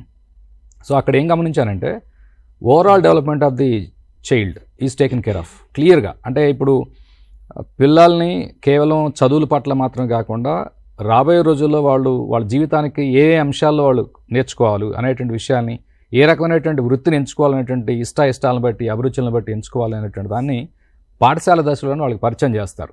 ముఖ్యంగా నేను చూసినటువంటి పాఠశాలలో గమనిస్తే అక్కడ మనం స్టేడియం అనుకుంటే మన దగ్గర ఓపెన్ గ్రౌండ్ ఏదో అనుకుంటాం. అక్కడ ఇండోర్ స్టేడియం ఉంటుంది, తర్వాత బయట స్టేడియం ఉంటుంది, తర్వాత అట్లాగే మ్యూజిక్ అన్నారు మేడం ఇందాక. మ్యూజిక్ని కూడా జనరల్గా ఏదో మ్యూజిక్ అంటే ఒక టీచర్ వచ్చి చెప్పడం కాకుండా పిల్లలు వాళ్ళ ఇన్స్ట్రుమెంట్స్ని డైరెక్ట్గా ప్లే చేయడం కావచ్చు. నేను వెళ్ళినటువంటి రూజ్వెల్ట్ హై స్కూల్ అనేటువంటి పాఠశాల ఏదైతే ఉందో అక్కడ 11 రకాల కెరీర్ స్పెషల్స్ అనేటువంటిది నేర్పుతా ఉన్నారు. ఇప్పుడు మనం ఒక వీడియో చూస్తున్నాం మేడం. ఇది ఒక స్కూల్కి సంబంధించినటువంటి ఆడిటోరియం. సో దాన్ని ఫుల్ ఫ్లెడ్జ్డ్గా వాళ్ళు దాన్ని నిర్వహించే ప్రయత్నం చేస్తూ ఉన్నారు. సో ఈ పాఠశాలలో ఈ రకమైనటువంటి ఆల్రౌండ్ డెవలప్మెంట్ అనేటువంటి ప్రాస్పెక్ట్ ఏదైతే మనం అనుకుంటామో దాన్ని వాళ్ళు ఫుల్ ఫ్లెడ్జ్డ్గా లేదా ట్రూ స్పిరిట్లో అమలు చేసేటువంటి ప్రయత్నం చేస్తున్నారు. అది చాలా ఇన్స్పైరింగ్గా ఉంది. అదేవిధంగా అక్కడ నేను గమనించినటువంటి ఈ విషయం చెప్పాను ఆల్రెడీ. 11 రకాలైనటువంటి కెరీర్ స్పెషల్స్ వాళ్ళకి ఉన్నాయి. కాస్మెటాలజీ అనేటువంటిది ఒక ఇదిగా ఉంది. ఇంకొక ఆశ్చర్యకరం ఏంటంటే ఫ్యూచర్ హెల్త్ ప్రొఫెషనల్స్ అనేటువంటి పేరుతోటి వాళ్ళు అక్కడ ఎంబీబీఎస్ మన దగ్గర ఏదైతే మనం ఇంటర్మీడియట్ అయిన తర్వాత ఎంబీబీఎస్ ఉంటుందో ఆ ఎంబీబీఎస్ తర్వాత వాళ్ళు ఫర్దర్గా ఎట్లా వెళ్ళాలంటే మన దగ్గర నేర్చుకుంటాం. అక్కడ ఏం చేస్తున్నారు అంటే అక్కడ ఉన్నటువంటి విద్యార్థులు 9th గ్రేడ్ నుంచే వాళ్ళు ఫ్యూచర్ హెల్త్ ప్రొఫెషనల్స్ అనేటువంటి కోర్సులో ఇంట్రెస్ట్ పెట్టి జాయిన్ అవ్వచ్చు. ఇన్ని సౌకర్యాలు పిల్లలకి టీఎల్ఎంని అందించడంలో ఎట్లా మనకి ఉపయోగపడతా ఉన్నాయి, ఈ పాఠశాలకి ఎట్లా వస్తున్నాయి నిధులు అని జాగ్రత్తగా గమనిస్తే అక్కడ ఉన్నటువంటి కమ్యూనిటీ ఫండింగ్ ఎక్కువగా ఉంటుంది. ఆ పాఠశాల విద్యా బోర్డులు కూడా కమ్యూనిటీ వాళ్ళే డిసైడ్ చేసి మెంబర్స్ ఎవరు ఉండాలి అనేటువంటి చేస్తారు. అక్కడ ఉన్నటువంటి తల్లిదండ్రులు వాళ్ళు కమ్యూనిటీ ఫండింగ్ నుంచే ఎక్కువ శాతం అక్కడ ఉన్నటువంటి పాఠశాలలు నడుస్తూ ఉంటాయి. ఇంకొక అద్భుతమైన విషయం ఏంటంటే అక్కడ పాఠశాలలో ఎంతమంది టీచర్స్ అవసరం అనేటువంటిది చూస్తే ఒకవేళ 20 మంది ఉపాధ్యాయులు అవసరం అనుకుంటే వాళ్ళు కనీసంగా 25 మంది ఉపాధ్యాయులు నియమించుకొని ఎక్స్ట్రా పూల్ ఆఫ్ టీచర్స్ని వాళ్ళు రిజర్వ్లో మెయింటైన్ చేస్తారు. ఇన్ ఎనీ కేసు ఏదైనా టీచర్ లీవ్లో వెళ్ళడం కానీ లేదా మెడికల్ ఎమర్జెన్సీస్ వెళ్తే కనుక ఆ క్లాస్ విద్యార్థులకు నష్టం జరగకుండా ఈ ఉపాధ్యాయుల్ని అక్కడ పంపించి అక్కడ ఏ రకమైన నష్టం జరగకుండా ఎక్స్ట్రా ఉపాధ్యాయులను ఉపయోగించుకుంటూ ఉంటారు. అదేవిధంగా ఒక టీచరు వచ్చే నెలలో రిటైర్ అవుతున్నారంటే వెంటనే కమ్యూనిటీ వాళ్ళు నెక్స్ట్ మంత్లో రిటైర్ అయ్యేటువంటి ఉపాధ్యాయులకి సంబంధించిన డీటెయిల్స్ వాళ్ళ దగ్గర ఉంటాయి. ఈ నెలలోనే నెక్స్ట్ ఉపాధ్యాయులు ఎవరు ఉండనేటువంటి రిక్రూట్మెంట్ పద్ధతి కూడా అక్కడ పాటించడం మేము గమనించాం. నేను అక్కడ స్కూల్ బోర్డు మీటింగ్లో ప్రత్యక్షంగా నేను మాట్లాడాను. వాళ్ళు మనల్ని ఇన్వైట్ చేసి గెస్టులుగా పిలిచి వాళ్ళ స్కూల్ బోర్డు మీటింగ్స్లో మేము వాళ్ళ అనుభవాలని మాతో షేర్ చేసుకున్నారు. మన అనుభవాలను కూడా వాళ్ళకి షేర్ చేసాం మేడం. ఇది ఒక అద్భుతమైనటువంటి ఇది మన దగ్గర ఎంత మేరకు అవకాశం ఉంది ఈ రకమైనటువంటి చూడాలి. ఇది ఓ రకంగా మనకు కూడా పోలికలు ఉన్నాయి. ఎట్లా అంటే ఇప్పుడు అమ్మ ఆదర్శ పాఠశాల పేరుతో మనం కమిటీలని రన్ చేస్తా ఉన్నాం మన పాఠశాలలో కూడా. సో వీటికి పూర్తి సంపూర్ణ అధికారాలు ఇచ్చేసి అంటే ఇందాక మనం అనుకున్నాం ఇప్పుడు ఏ రకంగా ఉపాధ్యాయులు కానీ విద్యార్థులు కానీ అక్కడ ఉన్నటువంటి పూర్తి రిసోర్సెస్ని ఉపయోగించుకొని డెవలప్ కావచ్చు అని అంటే ఖచ్చితంగా ఇక్కడ ఉన్నటువంటి అమ్మ ఆదర్శ పాఠశాల కమిటీలను కనుక బలోపేతం చేసి మనం టీచర్స్ కావాల్సినటువంటి స్కూల్ పిల్లలకు కావాల్సినటువంటి సౌకర్యాలని ఆ కమిటీలే పూర్తి స్థాయిలో అవకాశం ఉన్నంత మేరకు దాన్ని సప్లై చేయగలిగితే ఇట్లాంటి మార్పుల్ని మనం చూసేటువంటి అవకాశం ఆ మెరుగైనటువంటి ఫలితాలు మనం కూడా పొందే అవకాశం ఉంటుందనేటువంటి చూస్తూ ఉన్నాను. ఇంకొక మాట ఏం యాడ్ చేస్తాను అనుకుంటున్నాను అంటే నేను వెళ్ళిన పాఠశాలలో టెక్నాలజీకి సంబంధించి ఇవాళ మనకి వర్చువల్ రియాలిటీ అనేటువంటిది అత్యద్భుతమైనటువంటి సాధనంగా ఉంది. ఒక సైన్స్కి సంబంధించి నేను వెళ్ళినప్పుడు సైన్స్లో సెల్ డివిజన్ సంబంధించి మైటోకాండ్రియా దానికి సంబంధించి పిల్లలకి ఎక్స్ప్లెయిన్ చేస్తున్నప్పుడు వాళ్ళకి హెడ్సెట్స్ ఇచ్చారు. 3D అది 5D ఉంటుందో 3D ఉంటుంది, అది 360 డిగ్రీ యాంగిల్లో ఉన్నటువంటి యూట్యూబ్లో వీడియోస్ చూపిస్తూ ఆ పిల్లలకి బోధిస్తూ ఉన్నారు. నన్ను కూడా దాంట్లో ఇన్వాల్వ్ కాబట్టి ఒకసారి చెక్ చేస్తే చూస్తే ఆ 360 డిగ్రీ యాంగిల్ వీడియోస్ చూస్తూ పిల్లలకి మైటోకాండ్రియా అని టీచర్ ఎక్స్ప్లెయిన్ చేయాల్సిన అవసరం లేదు, వాళ్ళే స్వయంగా ఎక్స్ప్లెయిన్ చేస్తారు ఆ వీడియో చూసి వచ్చిన తర్వాత. అంత బాగా అక్కడ ఉన్నటువంటి టెక్నాలజీని ఉపయోగించుకొని ఆగ్మెంటెడ్ రియాలిటీ, మిక్స్డ్ రియాలిటీ అని, తర్వాత వర్చువల్ రియాలిటీ అన్నీ మిక్స్ చేసి వాళ్ళు లేటెస్ట్ టెక్నాలజీ గ్యాడ్జెట్స్ ఏవైతున్నాయో అవన్నీ వాళ్ళ పాఠశాలకు అందుబాటులో ఉండేలాగా అక్కడ ఉన్న కమ్యూనిటీలు ప్రత్యేకమైనటువంటి శ్రద్ధ తీసుకుంటారని మేము గమనించాం. అవన్నీ కూడా మనం నేర్చుకోదగినటువంటి అంశాలుగా నేను భావిస్తా ఉన్నాను. అంటే టెక్నాలజీని అంతలా వాళ్ళు అక్కడ యూజ్ చేస్తున్నారు, దాన్ని ఎంతవరకు నియంత్రించాలో దాని మీద ఫోకస్ చేసి దాన్ని కూడా నియంత్రిస్తున్నారు. మరి ఎలాంటి టెక్నాలజీ అందుబాటులోకి వచ్చిన ఈ టైంలో మన దగ్గర గవర్నమెంట్ ఎంతవరకు ఎలాంటి టెక్నాలజీని గవర్నమెంట్ స్కూల్స్లో తీసుకురావాలని ఫోకస్ చేస్తాను? నేను ఈ ప్రోగ్రామ్కి వెళ్ళి సుమారు 7 సంవత్సరాలు అయింది. 2017లో నేను వెళ్ళినప్పుడు నేను అంతా ఆశ్చర్యపోయాను, అయ్య బాబోయ్ స్కూల్స్ ఇలా ఉన్నాయా, ఇంత బాగున్నాయా అని. కానీ ఇప్పుడు నా క్లాస్ రూమ్ చూసుకుంటే నేను యుఎస్ క్లాస్ రూమ్లో ఉండబోతున్నానా కొన్ని రోజుల్లో అనిపిస్తోంది. ఎందుకంటే ఇప్పుడు మా స్కూల్లో అన్ని క్లాసుల్లో కూడా స్మార్ట్ బోర్డ్స్ ఉన్నాయి, ఇంటరాక్టివ్ ప్యానల్ బోర్డ్స్ ఉన్నాయి. నాకంటే ఎక్కువగా నా స్టూడెంట్స్ వాడుతున్నారు. దానిలో ఏదైనా ఆపరేట్ చేయడం నాకు ఇబ్బంది అనిపించినా, మ్యామ్ ఇది కాదు, ఇది ప్రెస్ చేయండి, ఇది చేయండి అని వాళ్ళు చెప్తుంటే learning from students is also a wonderful experience. ఎందుకంటే మనం టెక్నాలజీ మనం ఇంకా కొంచెం మా ఏజ్ విషయానికి వచ్చేటప్పటికి కొంచెం ముందు వెనక అవుతుంటాం. ఇప్పుడు పిల్లలు చేస్తున్నారు. మన నిజంగానే గవర్నమెంట్ చాలా మంచి స్టెప్స్ తీసుకుంటుంది. అండ్ ఇప్పటికీ కూడా స్మార్ట్ క్లాసెస్ వచ్చాయి. మనం కోవిడ్ తర్వాత ఆన్లైన్ ఏదైతే మొదలు చేశామో దాన్ని ఆపలేదు మనం. ఆ తర్వాత మళ్ళీ బ్యాక్ టు పాత క్లాసులకు వెళ్లకుండా కూడా ఒక్కొక్క రూమ్లో సుమారు 3 లక్షలు విలువ చేసే స్మార్ట్ ప్యానెల్స్ పెట్టారు. ఇప్పుడు గత 2-3 ఇయర్స్లో వచ్చిన మార్పు ఇది.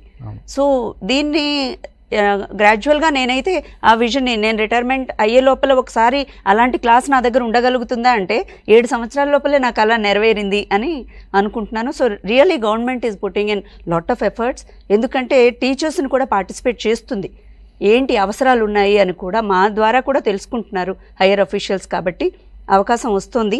అయితే ఒక్కటి అక్కడ చూసి మన దగ్గర లేనిది నేను అబ్జర్వ్ చేసింది ఏంటంటే, ఇవేవైతే కమ్యూనిటీ సపోర్ట్ ఉంది, డిస్ట్రిక్ట్ మేనేజ్మెంట్ ఉందో, అడ్మినిస్ట్రేషన్ విభాగం, వాళ్ళు నెలకు ఒకసారి మీట్ అవుతారు జిల్లా స్థాయిలో. అక్కడ ఆ మీట్ అయినప్పుడు ప్రతి స్కూల్ నుంచి ఒక రిప్రజెంటేటివ్ అండ్ ఆ స్కూల్లో ఏదన్నా ఒకటి బాగా చేసిన ఒక స్టూడెంట్ పర్ఫార్మెన్స్కి అక్కడ అవకాశం ఉంటుంది. సో మన స్కూల్ నుంచి ఈ స్టూడెంట్ వెళ్తున్నాడు డిఓ గారి ముందు, అలా ప్రజెంట్ చేస్తున్నారు అన్నది it's a great achievement for the whole school. So వచ్చిన తర్వాత వాళ్ళు అక్కడ ఏం ప్రజెంట్ చేశారు అది కూడా ఇక్కడ స్కూల్లో డిస్ప్లే చేయడం, ఆ కైండ్ ఆఫ్ ఎంకరేజ్మెంట్ అనమాట. అక్కడ పిల్లలు చేసిన ఒక చిన్న పప్పెట్ తయారు చేస్తే కూడా అందరు పెద్దవాళ్ళు ఎంత ముచ్చటపడి అబ్బురపడి చప్పట్లు కొట్టారంటే, మనం ఇలాంటి వాటికి అప్రిసియేషన్ మన పిల్లలకు కరువైందేమో అనిపిస్తుంది. అంటే మనం గ్రోనప్స్ మనకు చిన్న అంశం కావచ్చు, బట్ ఫర్ 11-year-old 13-year-oldకి ఆ చిన్నది కూడా ఒక గ్రేట్ అచీవ్మెంట్. లైఫ్ కి అప్రిసియేషన్ అనేది చాలా ఇంపార్టెంట్. అది అంటే చదువుకోవడం అనే కాదు, ఇంట్లో వంట చేసిన వాళ్ళకి కాఫీ పెట్టిస్తే కూడా అప్రిసియేషన్ అనేది చాలా ముఖ్యం. సో ఈ అప్రిసియేషన్ ని మనం దీంట్లో భాగంగా చేసుకొని వాళ్ళకు ఒక రికగ్నిషన్ గాని ఇవ్వగలిగితే, సో ఇది అక్కడ జరుగుతుంది. Every child is important. మనం ఈక్వాలిటీకి ఇంపార్టెన్స్ ఇస్తే వాళ్ళు ఈక్విటీకి ఇంపార్టెన్స్ ఇస్తారు. ఎవరికి ఎంత అవసరమో అంత సపోర్ట్ ఇస్తారు. మనం అందరికీ సేమ్ సపోర్ట్ ఇస్తాము. ఎవరు వాడుకుంటారో వాళ్ళు వాడుకుంటారు, వాడనోళ్ళు వదిలేస్తారు. సో అది కొంచెం డిఫరెన్స్. తర్వాత నేను అర్థం చేసుకున్నది, అక్కడ లైఫ్లో ఏమేమి అవసరమో అవన్నీ స్కూల్లో ఇచ్చేస్తున్నారు వాళ్ళు. స్కూల్ ఒక మ్యాగజైన్ డిజైన్ చేస్తున్నారు, పబ్లిషర్స్ వాళ్ళే, ఎడిటర్స్ వాళ్ళే, తర్వాత కవర్ ఎలా ఉండాలి డిజైన్ వాళ్ళే చేసుకుంటున్నారు. సో 10 మంది కూర్చుంటున్నారు, ఒక్కొక్క టీం వర్క్ చేస్తున్నారు. వాట్ ఆర్ యూ వర్కింగ్ అంటే, we are about to release the magazine next week, so మేము వర్క్ చేస్తున్నాం. ఒక స్కూల్కి వెళ్తే ఈ వీడియో చూడండి, ఆ స్కూల్లో బేబీ నర్చరింగ్ అని ఒక సబ్జెక్ట్ ఉంది. అంటే మదర్ అవ్వడం అనేది, ఒక ఫాదర్ అవ్వడం అనేది కూడా ఇట్ క్యాన్ బి టాట్. నేను ఆశ్చర్యపోయాను. అంటే ఏంటి, ఒక క్రెడల్లో ఒక చిన్న బాబుని వేసుకొని వెళ్ళిపోతుంది ఒక అమ్మాయి. అయ్యో దేవుడా, ఇలాంటివి కూడా చూస్తున్నామా, మదర్స్ కూడా చదువుకుంటున్నారా అని అనుకున్నాను నేను. కానీ అక్కడ చూస్తే ఆ అమ్మాయి ఆ కోర్స్ చేస్తోంది. So through out the day మనం ఏదైతే చిన్న చిన్న బొమ్మలు ఆడుకోవడానికి కొంటాం చూడండి, అలాంటి బొమ్మని ఇస్తారు. అందులో డిఫరెంట్ క్రైస్ వస్తాయి. అది ప్యాంపరింగ్ కోసం ఏడుస్తుందా, ఫీడింగ్ కోసం ఏడుస్తుందా, స్లీప్ కోసం ఏడుస్తుందా అన్నది ఈ స్టూడెంట్ ఐడెంటిఫై చేసి అకార్డింగ్లీ దాన్ని ప్యాసిఫై చేస్తుండాలి. సో దాని నోట్స్ రాస్తారు వాళ్ళు, హౌ ఎ బేబీ రెస్పాన్స్ అని చెప్పి. అండ్ ఇంక్లూడింగ్ బేబీ బర్త్ నుంచి బేబీ గ్రోత్ వరకు అది కూడా డీటెయిల్స్ ఇస్తున్నారు పిల్లలకి. సో నాకు తెలిసి మనం కూడా రియల్ లైఫ్లో కావాల్సిన వాటిని ఎక్కువ థియరటికల్ నాలెడ్జ్ కాకుండా లైఫ్ స్కిల్స్ని మనం ఇంకెక్కువగా ఇన్కార్పొరేట్ చేస్తే, ఐ థింక్ మన న్యూ ఎడ్యుకేషన్ పాలసీ కానీ కంప్లీట్గా అడాప్ట్ అయితే మనం కూడా చాలా కోర్సెస్ని చూడబోతున్నాం మన స్కూల్స్లో. And age of entering school కూడా మారబోతోంది మనకి. సో ఇవన్నీ చూసుకుంటే నిజంగానే మార్పులు ఉన్న ట్రాక్ మీదే ఉన్నాం మనం. ఆ ట్రాక్ కాస్త స్మూత్గా నడిపించే బాధ్యత అడ్మినిస్ట్రేటర్స్దే కాదు, మా ఉపాధ్యాయుల పైన కూడా ఉంది. మేమందరం కానీ కలిసి కరెక్ట్గా నడిస్తే అమెరికా మనల్ని చూసి నేర్చుకోవాల్సిన రోజులు కూడా చాలా ముందున్నాయి. చప్పట్లు కొట్టకుండా మేము ఉండలేము. ఒక పాయింట్ యాడ్ చేస్తాను, మీరు మీ బాధ్యతను ఒకసారి గుర్తు చేసుకొని అందరికీ గుర్తు చేసి, అంటే ప్రతి ఉపాధ్యాయుడు ఎక్కడ ఉన్నామో అన్నది కాదు, ప్రతి ఉపాధ్యాయుడిది రోల్ అదేనండి. At the end of the day ఇంటికి వెళ్ళాక కూడా we think about students. Society ఏమన్నా అనుకోని వీళ్ళు వస్తారు, కూర్చుంటారు, వెళ్ళిపోతారు అని. 8 పీరియడ్లో మేము కూర్చునేది 1-2 పీరియడ్లు అండి. మిగిలిన 6 పీరియడ్లు మేము క్లాస్లో పిల్లలు వెనక పడేది ఎవరికి కనబడదు, ఎందుకంటే అది inside the class room. So అందుకని ఐ డోంట్ అగ్రీ టీచర్స్ అందరూ కూర్చుంటున్నారు అంటే, ఐ డోంట్ అగ్రీ. కూర్చుంటే వాళ్ళు ఎలా నేర్చుకుంటారు పాఠాలు? అండ్ ఇందాక రవి గారు చెప్పినట్టుగా continuous professional development is very essential. ఇవి చేయటం వల్లనే మనం పిల్లలకి లేటెస్ట్గా కనెక్ట్ అయి ఉంటున్నాం. ఇప్పుడు టెక్నాలజీ బేనా అన్నది పక్కన పెడితే, ఎలా రాయాలో మనం నేర్పిస్తున్నామో దాన్ని ఎలా యూజ్ చేయాలో కూడా ఉపాధ్యాయులే నేర్పించగలరు. అవసరమైతే పేరెంట్ టీచర్ మీటింగ్స్లో కూడా టెక్నాలజీని పిల్లలకి ఎంతవరకు నియంత్రించవచ్చు అన్నది పేరెంట్స్కి కూడా ఒక ఇన్పుట్ చాలా చాలా అవసరం. అది తెలియక ఏమన్నా అంటే ఏమంటారు, అమ్మ అన్నీ మీ చేతిలో పెట్టాం కదమ్మా అంటారు. సో మన చేతిలో పెట్టినప్పుడు ఆ గురుతర బాధ్యతను మనం ఎంతగా నిర్వర్తిస్తాము అన్నది makes the difference. Just blaming others, parents చూడట్లేదు, పిల్లలు మిస్యూజ్ చేస్తున్నారు, maybe our proper guidance would lead them. 1-2 ఉంటాయి కేసెస్, బట్ ఖచ్చితంగా గురువు అనేది చాలా మెయిన్ రోల్ ప్లే చేస్తుంది. ఎందుకంటే ఇంట్లో కొన్ని కేసెస్లో తల్లిదండ్రులు చెప్పినప్పుడు వినకపోతే స్కూల్కి వచ్చాక టీచర్స్ చెప్పిన మాటలు విని మారిన విద్యార్థులు అనేకమంది. రవి గారు, మీరు అక్కడికి వెళ్ళిన తర్వాత ఏం చూశారు, మీ అనుభవాలు ఏంటి, వాటిని ఇక్కడ మీరు ఏమైనా ఇంప్లిమెంట్ చేస్తున్నారా? యా మేడం, మేము వెళ్ళినప్పుడు చాలా విషయాలు నేర్చుకున్నాం. ఒకటి పంక్చువాలిటీ చాలా అద్భుతంగా అక్కడ అనిపించింది. సరే, అందరూ అమెరికా వెళ్ళొచ్చిన ప్రతి ఒక్కళ్ళు కూడా పంక్చువాలిటీకి సంబంధించి మనం బాగా నేర్చుకోవచ్చు అని భావిస్తూ ఉంటాం. అదొకటి నేర్చుకున్నాం. తర్వాత ముఖ్యంగా నేను అక్కడ విద్యాబోధనకు సంబంధించి మాట్లాడదలుచుకుంటే ఒక ప్రత్యేక అంశాన్ని గమనించాను. అక్కడ క్రాస్ డిసిప్లినరీ లెసన్ ప్లాన్ అని ఒకటి నేను కొత్తగా విన్నాను అక్కడ. ఇది ఏంటి అంటే, ఒక ఉపాధ్యాయుడు, ఫర్ ఎగ్జాంపుల్ నేను ఉదాహరణకి ఇంగ్లీష్ పాఠాన్ని బోధించేటువంటి ఉపాధ్యాయుడిని, ఇన్ కేసు ఒక రోజు ఏదన్నా సైన్స్ టీచరు ఒక వారం రోజులు లీవ్లో ఉంటే, ఇంగ్లీష్లో ఉన్నటువంటి అంశాల్లో కానీ సైన్స్ సబ్జెక్ట్లో ఉన్న అంశాల్లో కానీ నేను ఏదో ఒక టాపిక్ తీసుకొని అది బోత్ ఇంగ్లీష్కి సైన్స్కి ఉపయోగపడేలాగా నేను లెసన్ ప్లాన్ తయారు చేసుకొని చెప్పేలాగా ఒక రకమైనటువంటి క్రాస్ డిసిప్లినరీ లెసన్ ప్లాన్ని చేసుకోవచ్చు అనే విషయాన్ని నేర్చుకున్నాను. అదొక మంచి పాయింట్ అనిపించింది. దాన్ని ఇక్కడ ప్రయత్నం చేసే దశ ఈ మధ్యన వచ్చాను కాబట్టి దాన్ని ఎట్లా చేయొచ్చు అనేటువంటిది, అవసరం మేరకు దాన్ని ఏం చేయొచ్చు అనేది ప్రయత్నం చేస్తూ ఉన్నాం. అదేవిధంగా ముఖ్యంగా అక్కడ లైబ్రరీ మేనేజ్మెంట్ ఏదైతే ఉందో ఆ లైబ్రరీ మేనేజ్మెంట్ అంతా కూడా ఇక్కడ మనం అప్లై చేయడం కోసం నేను ప్రయత్నం చేస్తూ ఉన్నాను. మా దగ్గర ఈ మధ్య ఒక మేడం రిటైర్ అయితే మేడం దగ్గర కొంత మేడం డొనేట్ చేశారు స్కూల్కి. ఆ అమౌంట్ తోటి మేము మా స్కూల్లో కూడా ఈ లైబ్రరీని ఎస్టాబ్లిష్ చేసేటువంటి ప్రయత్నం చేస్తూ ఉన్నాం.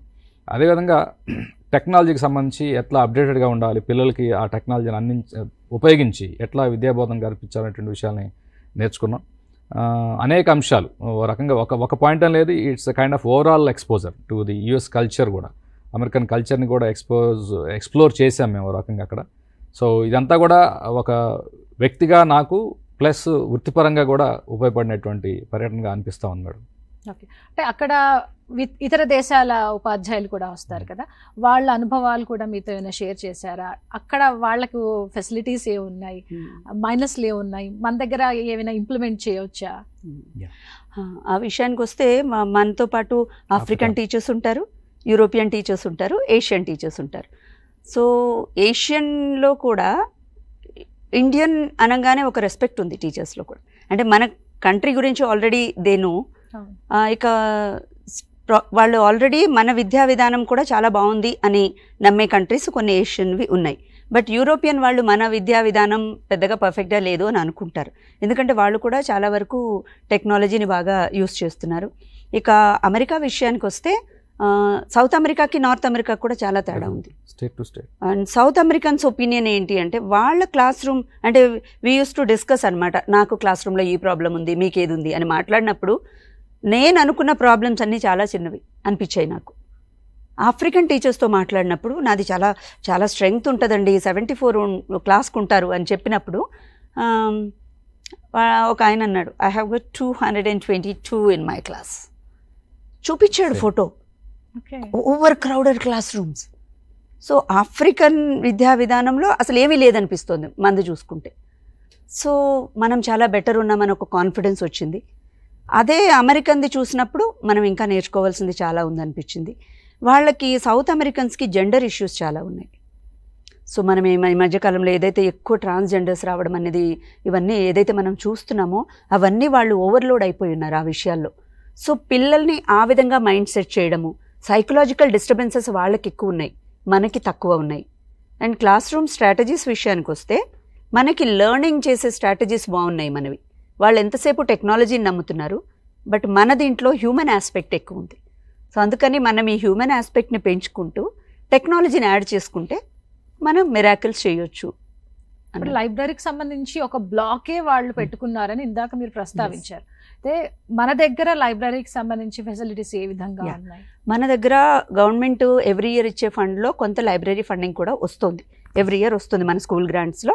దాంతో స్కూల్లో బుక్స్ కొంటాము. సో నేను నా 28 ఏళ్ల సర్వీస్లో లైబ్రరీ అంటే ఉంది, ఒక ర్యాక్ ఉంది, బుక్స్ ఉన్నాయి అనే అనుకున్నాను. 2017 వెళ్ళి వచ్చిన తర్వాత నేను 18లో కొత్త స్కూల్కి మారాను. అక్కడికి వెళ్ళేటప్పుడు కూడా లైబ్రరీ అంటే ఒక చిన్న ర్యాక్, కొన్ని బుక్స్ మాత్రమే ఉన్నాయి. సో నేను చాలా ఇన్స్పైర్ అయ్యాను అక్కడ లైబ్రరీతో, పిల్లలే పార్టిసిపెంట్స్గా చేస్తున్నారు అని. సో నేను నా 9th క్లాస్ పిల్లలతో అన్నాను, మనం ఒక లైబ్రరీ నిర్వహించుకుందాము అని. అక్కడ ఫొటోస్ చూపించాను. అండ్ చూపించిన తర్వాత మేము దానిపైన వర్క్ చేసాం. అక్కడ తక్కువ బుక్స్ ఉన్నాయి, పెద్ద లైబ్రరీ పెట్టలేము. సో నేను నా ఇంట్లో ఉన్న old books donated by ASHA అని రాసి స్కూల్కి ఇచ్చాను.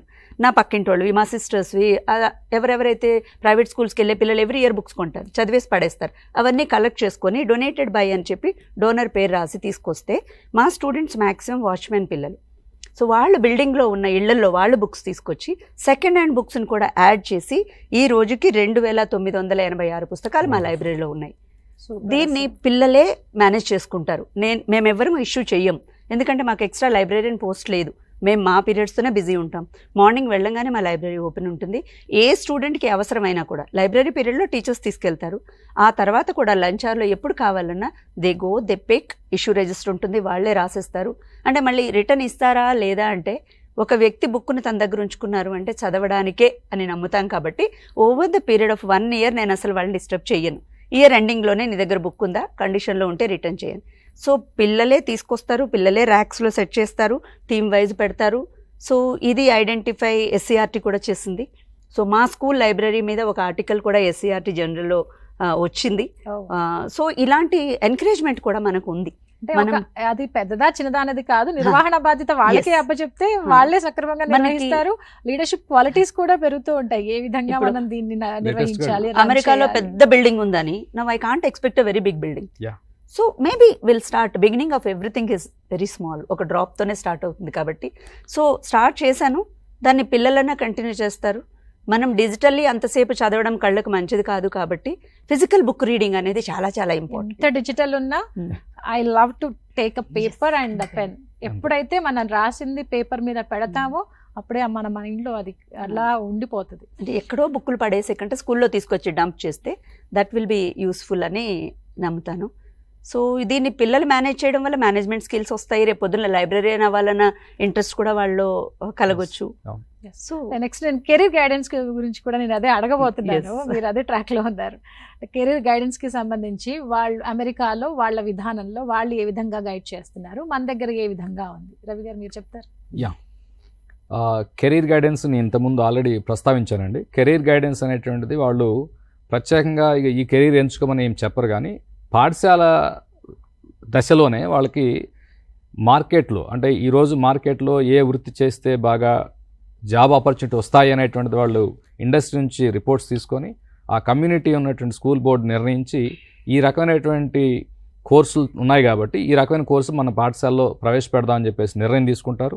అవి ఎప్పటికప్పుడు అప్డేట్ అవుతూ ఉంటాయి, డైనమిక్గా ఉంటాయి. ఒకసారి ఇప్పుడు పెట్టేసి దాని ఒక 15 సంవత్సరాలు 20 సంవత్సరాలు ఆ కోర్సును కంటిన్యూ చేయరు. లేటెస్ట్గా వస్తున్నటువంటి ట్రెండ్స్ని తెలుసుకొని ఆ ట్రెండ్స్కి అనుగుణంగా కొత్త కొత్త కోర్సుల్ని పిల్లలకి అందుబాటులో ఉంచుతారు. పాఠశాల దశలోనే వాళ్ళకి కెరీర్ పట్ల ఒక రకమైనటువంటి రుచిని ఏర్పాటు చేస్తారు.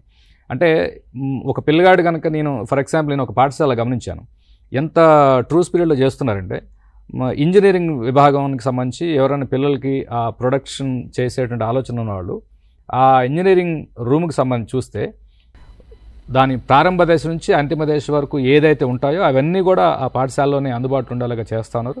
అది అద్భుతమైన విషయం, మనం అందరం నేర్చుకోవాల్సిన అంశంగా నేను భావిస్తాను. అట్లాగే లేటెస్ట్గా వస్తున్నటువంటి సైబర్ సెక్యూరిటీ కావచ్చు, ఆర్టిఫిషియల్ ఇంటెలిజెన్స్ కావచ్చు, తర్వాత రోబోటిక్స్ కావచ్చు, ఇవన్నీ కూడా పాఠశాల దశలోనే వాళ్ళకి పరిచయం చేస్తున్నారు. నేను వెళ్ళినటువంటి స్కూల్లో 9th graders already cyber security మీద కోర్స్ చేస్తూ ఉన్నారు. తర్వాత ఈ ఆర్టిఫిషియల్ ఇంటెలిజెన్స్ సంబంధించిన కోర్సులు చేస్తూ ఉన్నారు. వాళ్ళకి పైథాన్ లాంగ్వేజ్ నేర్పుతున్నారు 9th క్లాస్లో. సో ఇట్లాంటి చూసినప్పుడు చాలా అద్భుతం అనిపించింది. సో మనం నేర్చుకోవాల్సింది చాలా ఉంది అనేటువంటిది అనిపించింది. ఇట్లాంటి విషయాలను కనుక మనం ట్రూ స్పిరిట్లో మనం కూడా తీసుకోగలిగితే, అంటే ఎంతవరకు మనకున్నటువంటి జనాభా రీత్యా మనం అన్ని అందుబాటులో తీసుకురాగలుగుతాం లేదన్నట్టు ఒక ప్రశ్న. కానీ తీసుకురాగలిగితే కనుక మనం ఈ మధ్య మన విద్యా కమిషన్ కూడా కొన్ని సిఫార్సులు చేసింది. అదేవిధంగా ప్రభుత్వం కూడా ఆలోచన చేస్తూ ఉంది.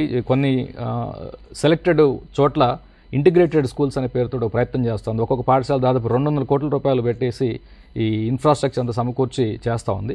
ఆ పాఠశాల కనుక వీటిని మోడల్స్గా తీసుకొని కనుక నిర్వహించగలిగితే అత్యద్భుతమైనటువంటి ఫలితాలు మనం తెలంగాణ విద్యార్థులకు అందించే అవకాశం ఉంటుంది. ఈ సమాజం కూడా హర్షిస్తుంది అట్లాంటి కనుక ప్రయత్నాలు ఆ లైన్లో కనుక ఉండగలిగితే అనేది మా అభిప్రాయం. సో నేను అదే అనుకున్నాను, ఇంటిగ్రేటెడ్ స్కూల్స్ అనగానే మనం వెళ్ళొచ్చిన స్కూల్స్ లాగానే ఉండొచ్చు బహుశా ఇదేది అనుకున్నాము. సో అదృష్టవశాత్తు మన ప్రభుత్వం కూడా ప్రజాప్రభుత్వం ఈ రకంగా పిల్లలకు ఉపయోగపడేటువంటి లేదా విద్యార్థులకి, తల్లిదండ్రులకి, పేద విద్యార్థులకి అందరికీ కూడా ఈ ప్రభుత్వ విద్యని దగ్గర చేసే ప్రయత్నం చేస్తున్నట్టు కనిపిస్తోంది ఇంటిగ్రేటెడ్ స్కూల్స్. అదేవిధంగా ఆల్రెడీ ఉన్నటువంటి పాఠశాలల్లో కూడా విద్యార్థుల్ని ఉన్నటువంటి పాఠశాలల్ని వీటిని కేంద్రీకృత ఏదైతే ఇంటిగ్రేట్ అంటున్నారో ఆ స్కూల్స్ అనుసంధానం చేయడం కానీ వీటన్నిటిని బలోపేతం అంటే కొన్ని పాఠశాలలు పెట్టి వాటిలోనే అభివృద్ధి చేసేటువంటి దానితో పాటుగా మిగిలినటువంటి ఆల్రెడీ రూరల్ ప్రాంతాల్లో ఉన్నటువంటి పాఠశాలలు ఉన్నాయి, వీటన్నిటిని కూడా బలోపేతం చేసేటువంటి చర్యలు తీసుకుంటే ఈ ఇన్ఫ్రాస్ట్రక్చర్ ఏదైతే ఉందో ఒకే చోట కాన్సన్ట్రేట్ కాకుండా ఇక్కడ ఉన్నటువంటి రూరల్ స్కూల్స్ కూడా ఇస్తే పిల్లలు కూడా డిస్టెన్స్ అంటే ఆ ఒక అభివృద్ధికరమైనటువంటి పాఠశాలకు వెళ్ళాలంటే దూరం వెళ్ళాలి, తల్లిదండ్రులు దూరం కూడా చదువుకోవాలనేటువంటి అవసరం లేకుండా వాళ్ళ స్థానిక ప్రాంతంలోనే అత్యద్భుతమైనటువంటి సౌకర్యాలు ఉన్నటువంటి పాఠశాలను మనం అందించగలిగితే కనుక అది ఇంకా ఎక్కువ ఉపయోగపడేటువంటి అవకాశం ఉంటుంది అనేటువంటిది మా అభిప్రాయం మేడం. అంటే ఇంతకు ముందులా ప్రభుత్వ పాఠశాలలు లేవు, ఇప్పుడు టెక్నాలజీని అన్వయించుకొని చాలా అప్డేట్ అయ్యాయి. మీరు ఎలాంటి సందేహం లేకుండా ప్రభుత్వ పాఠశాలల్లో పిల్లల్ని చేర్పించవచ్చు. We are ready to teach them and give a good career అని చెప్పేసి మీరు చెప్తున్నారు. సో ఫైనల్గా ఆశా గారు, మనం ఏదైతే ఈ టీ ప్రోగ్రామ్ ఉందో దాని గురించి ఒక్కసారి నోటీస్ చేసి మీరు మన ప్రోగ్రామ్ని కంక్లూడ్ చేద్దాం. ఓకే, ఈ టీ ప్రోగ్రామ్ ఎవ్రీ ఇయర్ మనకి జనవరిలో అప్లికేషన్ ఓపెన్ అవుతుంది. సో మార్చ్ వరకు మనకు టైం ఉంటుంది. ఆ టైం లోపల మనం చేసుకున్న ఇంతవరకు మనం ఏమేమి ప్రొఫెషనల్గా అచీవ్ చేస్తున్నామో వాటన్నిటిని ఒక ఫైల్గా క్రోడీకరించుకోండి. అంటే ఫిజికల్గా కాకపోయినా కనీసం మైండ్లో over the period of time మనం 10 ఏళ్ళు 15 ఏళ్ళు పనిచేసింది ఉండాలి. కాబట్టి దాన్ని ఒక సిస్టమేటిక్గా ఆర్గనైజ్ చేసుకొని అప్లికేషన్ ఓపెన్ అయినప్పుడు అవసరం అనుకుంటే మాలా వెళ్ళొచ్చిన వాళ్ళ గైడెన్స్ తీసుకొని అప్లై చేయండి. It's a wonderful opportunity. అంటే ఖర్చు లేకుండా అమెరికా వెళ్ళిపోవడము అనేది ఒక మాట అయితే, అక్కడికి వెళ్ళి వచ్చిన తర్వాత ప్రొఫెషనల్గా ఒక మంచి బూస్టింగ్ అనమాట. అది ఇట్స్ అ కైండ్ ఆఫ్ అంటే అప్రిసియేషన్. మన డిపార్ట్మెంట్లో మనకు ఒక రికగ్నిషన్, అది ఒక ఎలాగ ఇందాక మేడం గారు అన్నట్టుగా ఒక అప్రిసియేషన్ మనకు. అది వాళ్ళు అక్కడ మనకి ఆనర్ చేస్తారు, ఒక సర్టిఫికేట్ ఇస్తారు that you are a scholar అని చెప్పి. అండ్ మనం ఇంతమంది ఉపాధ్యాయులతో కలిసి చాలా నేర్చుకుని వెనక్కి వస్తాము. మన క్లాస్ రూమ్ ప్రాబ్లమ్స్కి ఒక సొల్యూషన్ మనమే వెతుక్కోగలుగుతాము. మనకున్న వనరుల్ని మనం ఎలా వినియోగించుకోవచ్చు, లేని వనరుల్ని ఎలా సమకూర్చుకోవచ్చు అన్న దాని మీద కూడా ఒక మంచి అవగాహన వస్తుంది మనకి. ఎందుకంటే క్లాస్ రూమ్ మనకి ఎప్పుడు మన ఏరియానే, దాన్ని ఇలానే ఉంచాలి అని ఎవరు మనకి రెస్ట్రిక్ట్ చేయరు. సో ఎక్కడన్నా మనం ఈ ప్రొఫెషనల్ డెవలప్మెంట్ నేర్చుకొని వచ్చినప్పుడు అది మనకి ఒకటికి రెండింతలు ఉపయోగపడుతుంది. మనకే కాకుండా మన తోటి ఉపాధ్యాయులతో మనం పంచుకున్నప్పుడు కూడా అది అందరికీ మొత్తం వ్యవస్థకే ఉపయోగపడుతుంది. కాబట్టి ఐ సజెస్ట్ ఎవ్రీవన్ ఒకసారి అప్లై అయితే చేయండి. సెలెక్ట్ అయితే you will be a fortunate person and you will be a much more developed teacher అని నేనైతే అంటాను. రవి గారు, అంటే ఒక వ్యవస్థని మార్చాలి అని అంటే గురువుల పాత్ర చాలా కీలకం. కాబట్టి వీళ్ళు ఇలాంటి అంశాల మీద ఫోకస్ చేసి అమెరికా లాంటి అభివృద్ధి చెందిన దేశానికి వెళ్ళి మనం అంటే తెలియని విషయాలు తెలుసుకుని, నిత్య విద్యార్థిగా ఉంటేనే మనం చాలా విషయాలు నేర్చుకుంటాం. కాబట్టి అక్కడికి వెళ్ళి అనేక విషయాలపై అవగాహన పెంచుకొని వచ్చి ఇక్కడ అంటే వాళ్ళు ఎంతవరకు వాళ్ళు డెవలప్ చేయగలుగుతారో, ఎలాంటి అంశాలపై ఫోకస్ చేసి పిల్లల్ని ఇంకా మనం షైన్ చేయాలని అనుకుంటాము, అలాంటి విషయాలపై ఫోకస్ చేయడం అనేది చాలా మంచి విషయం కదా. చాలా దీని మీద మీరు ఫైనల్గా ఏం చెప్తారు? ఇంకా ఇప్పుడు అంతిమంగా చెప్పేది ఏంటి అంటే, ఇందాక చెప్పినట్టుగా మనం ఒక టీచర్గా బాధ్యతలు నిర్వహించేటప్పుడు teacher is not just restricted to a class room or a school. అంటే కేవలం మన పాఠశాల తరగతి గది, మన పాఠశాల వరకే కాకుండా ప్రత్యేకంగా ప్రపంచవ్యాప్తంగా ఏ రకమైనటువంటి మార్పులు వస్తూ ఉన్నాయి. అత్యాధునికమైనటువంటి వ్యవస్థ నుంచి మనం పాఠశాలకు అనుసంధానం చేయగలిగినటువంటి అంశాలు ఏంటి అనేటువంటి ఎప్పటికప్పుడు అప్డేట్ అవుతూ దాన్ని మన క్లాస్ రూమ్ తరగతి గది వరకు తీసుకొచ్చి పిల్లలకి అంతిమంగా ఉపయోగపడేలాగా చేయగలిగితే మన ఉపాధ్యాయ వృత్తికి న్యాయం చేసిన వాళ్ళు అవుతాము. అదేవిధంగా మనకు కూడా ఒక సాటిస్ఫాక్షన్ ఉంటుంది. ఉపాధ్యాయుడిగా వ్యక్తిగతంగా కూడా మనకు ఒక సాటిస్ఫాక్షన్ ఉంటుంది. అంటే ఇలాంటి మంచి వేదికని మనం ఉపయోగించుకోగలిగితే. ఎస్, ఎగ్జాక్ట్లీ అదే అంటున్నా. ఇప్పుడు మనం ఎవరైనా ఉపాధ్యాయులు ఎవరైనా కానీ ఇట్లాంటి ప్రొఫెషనల్ డెవలప్మెంట్ ప్రోగ్రామ్స్కి ఖచ్చితంగా ముందుండి వాటిని అవైల్ చేసుకునేటువంటి ప్రయత్నం చేస్తేనే దానికి సార్థకత చేకూరుతుందనేటువంటిది నా అభిప్రాయం. Thank you so much for joining. Thank you అండి, థ్యాంక్ యూ సో మచ్. ఇది విద్యాబోధనలో టెక్నాలజీ అనుసంధానంపై ప్రత్యేక చర్చా కార్యక్రమం. చూస్తూనే ఉండండి టీసాట్.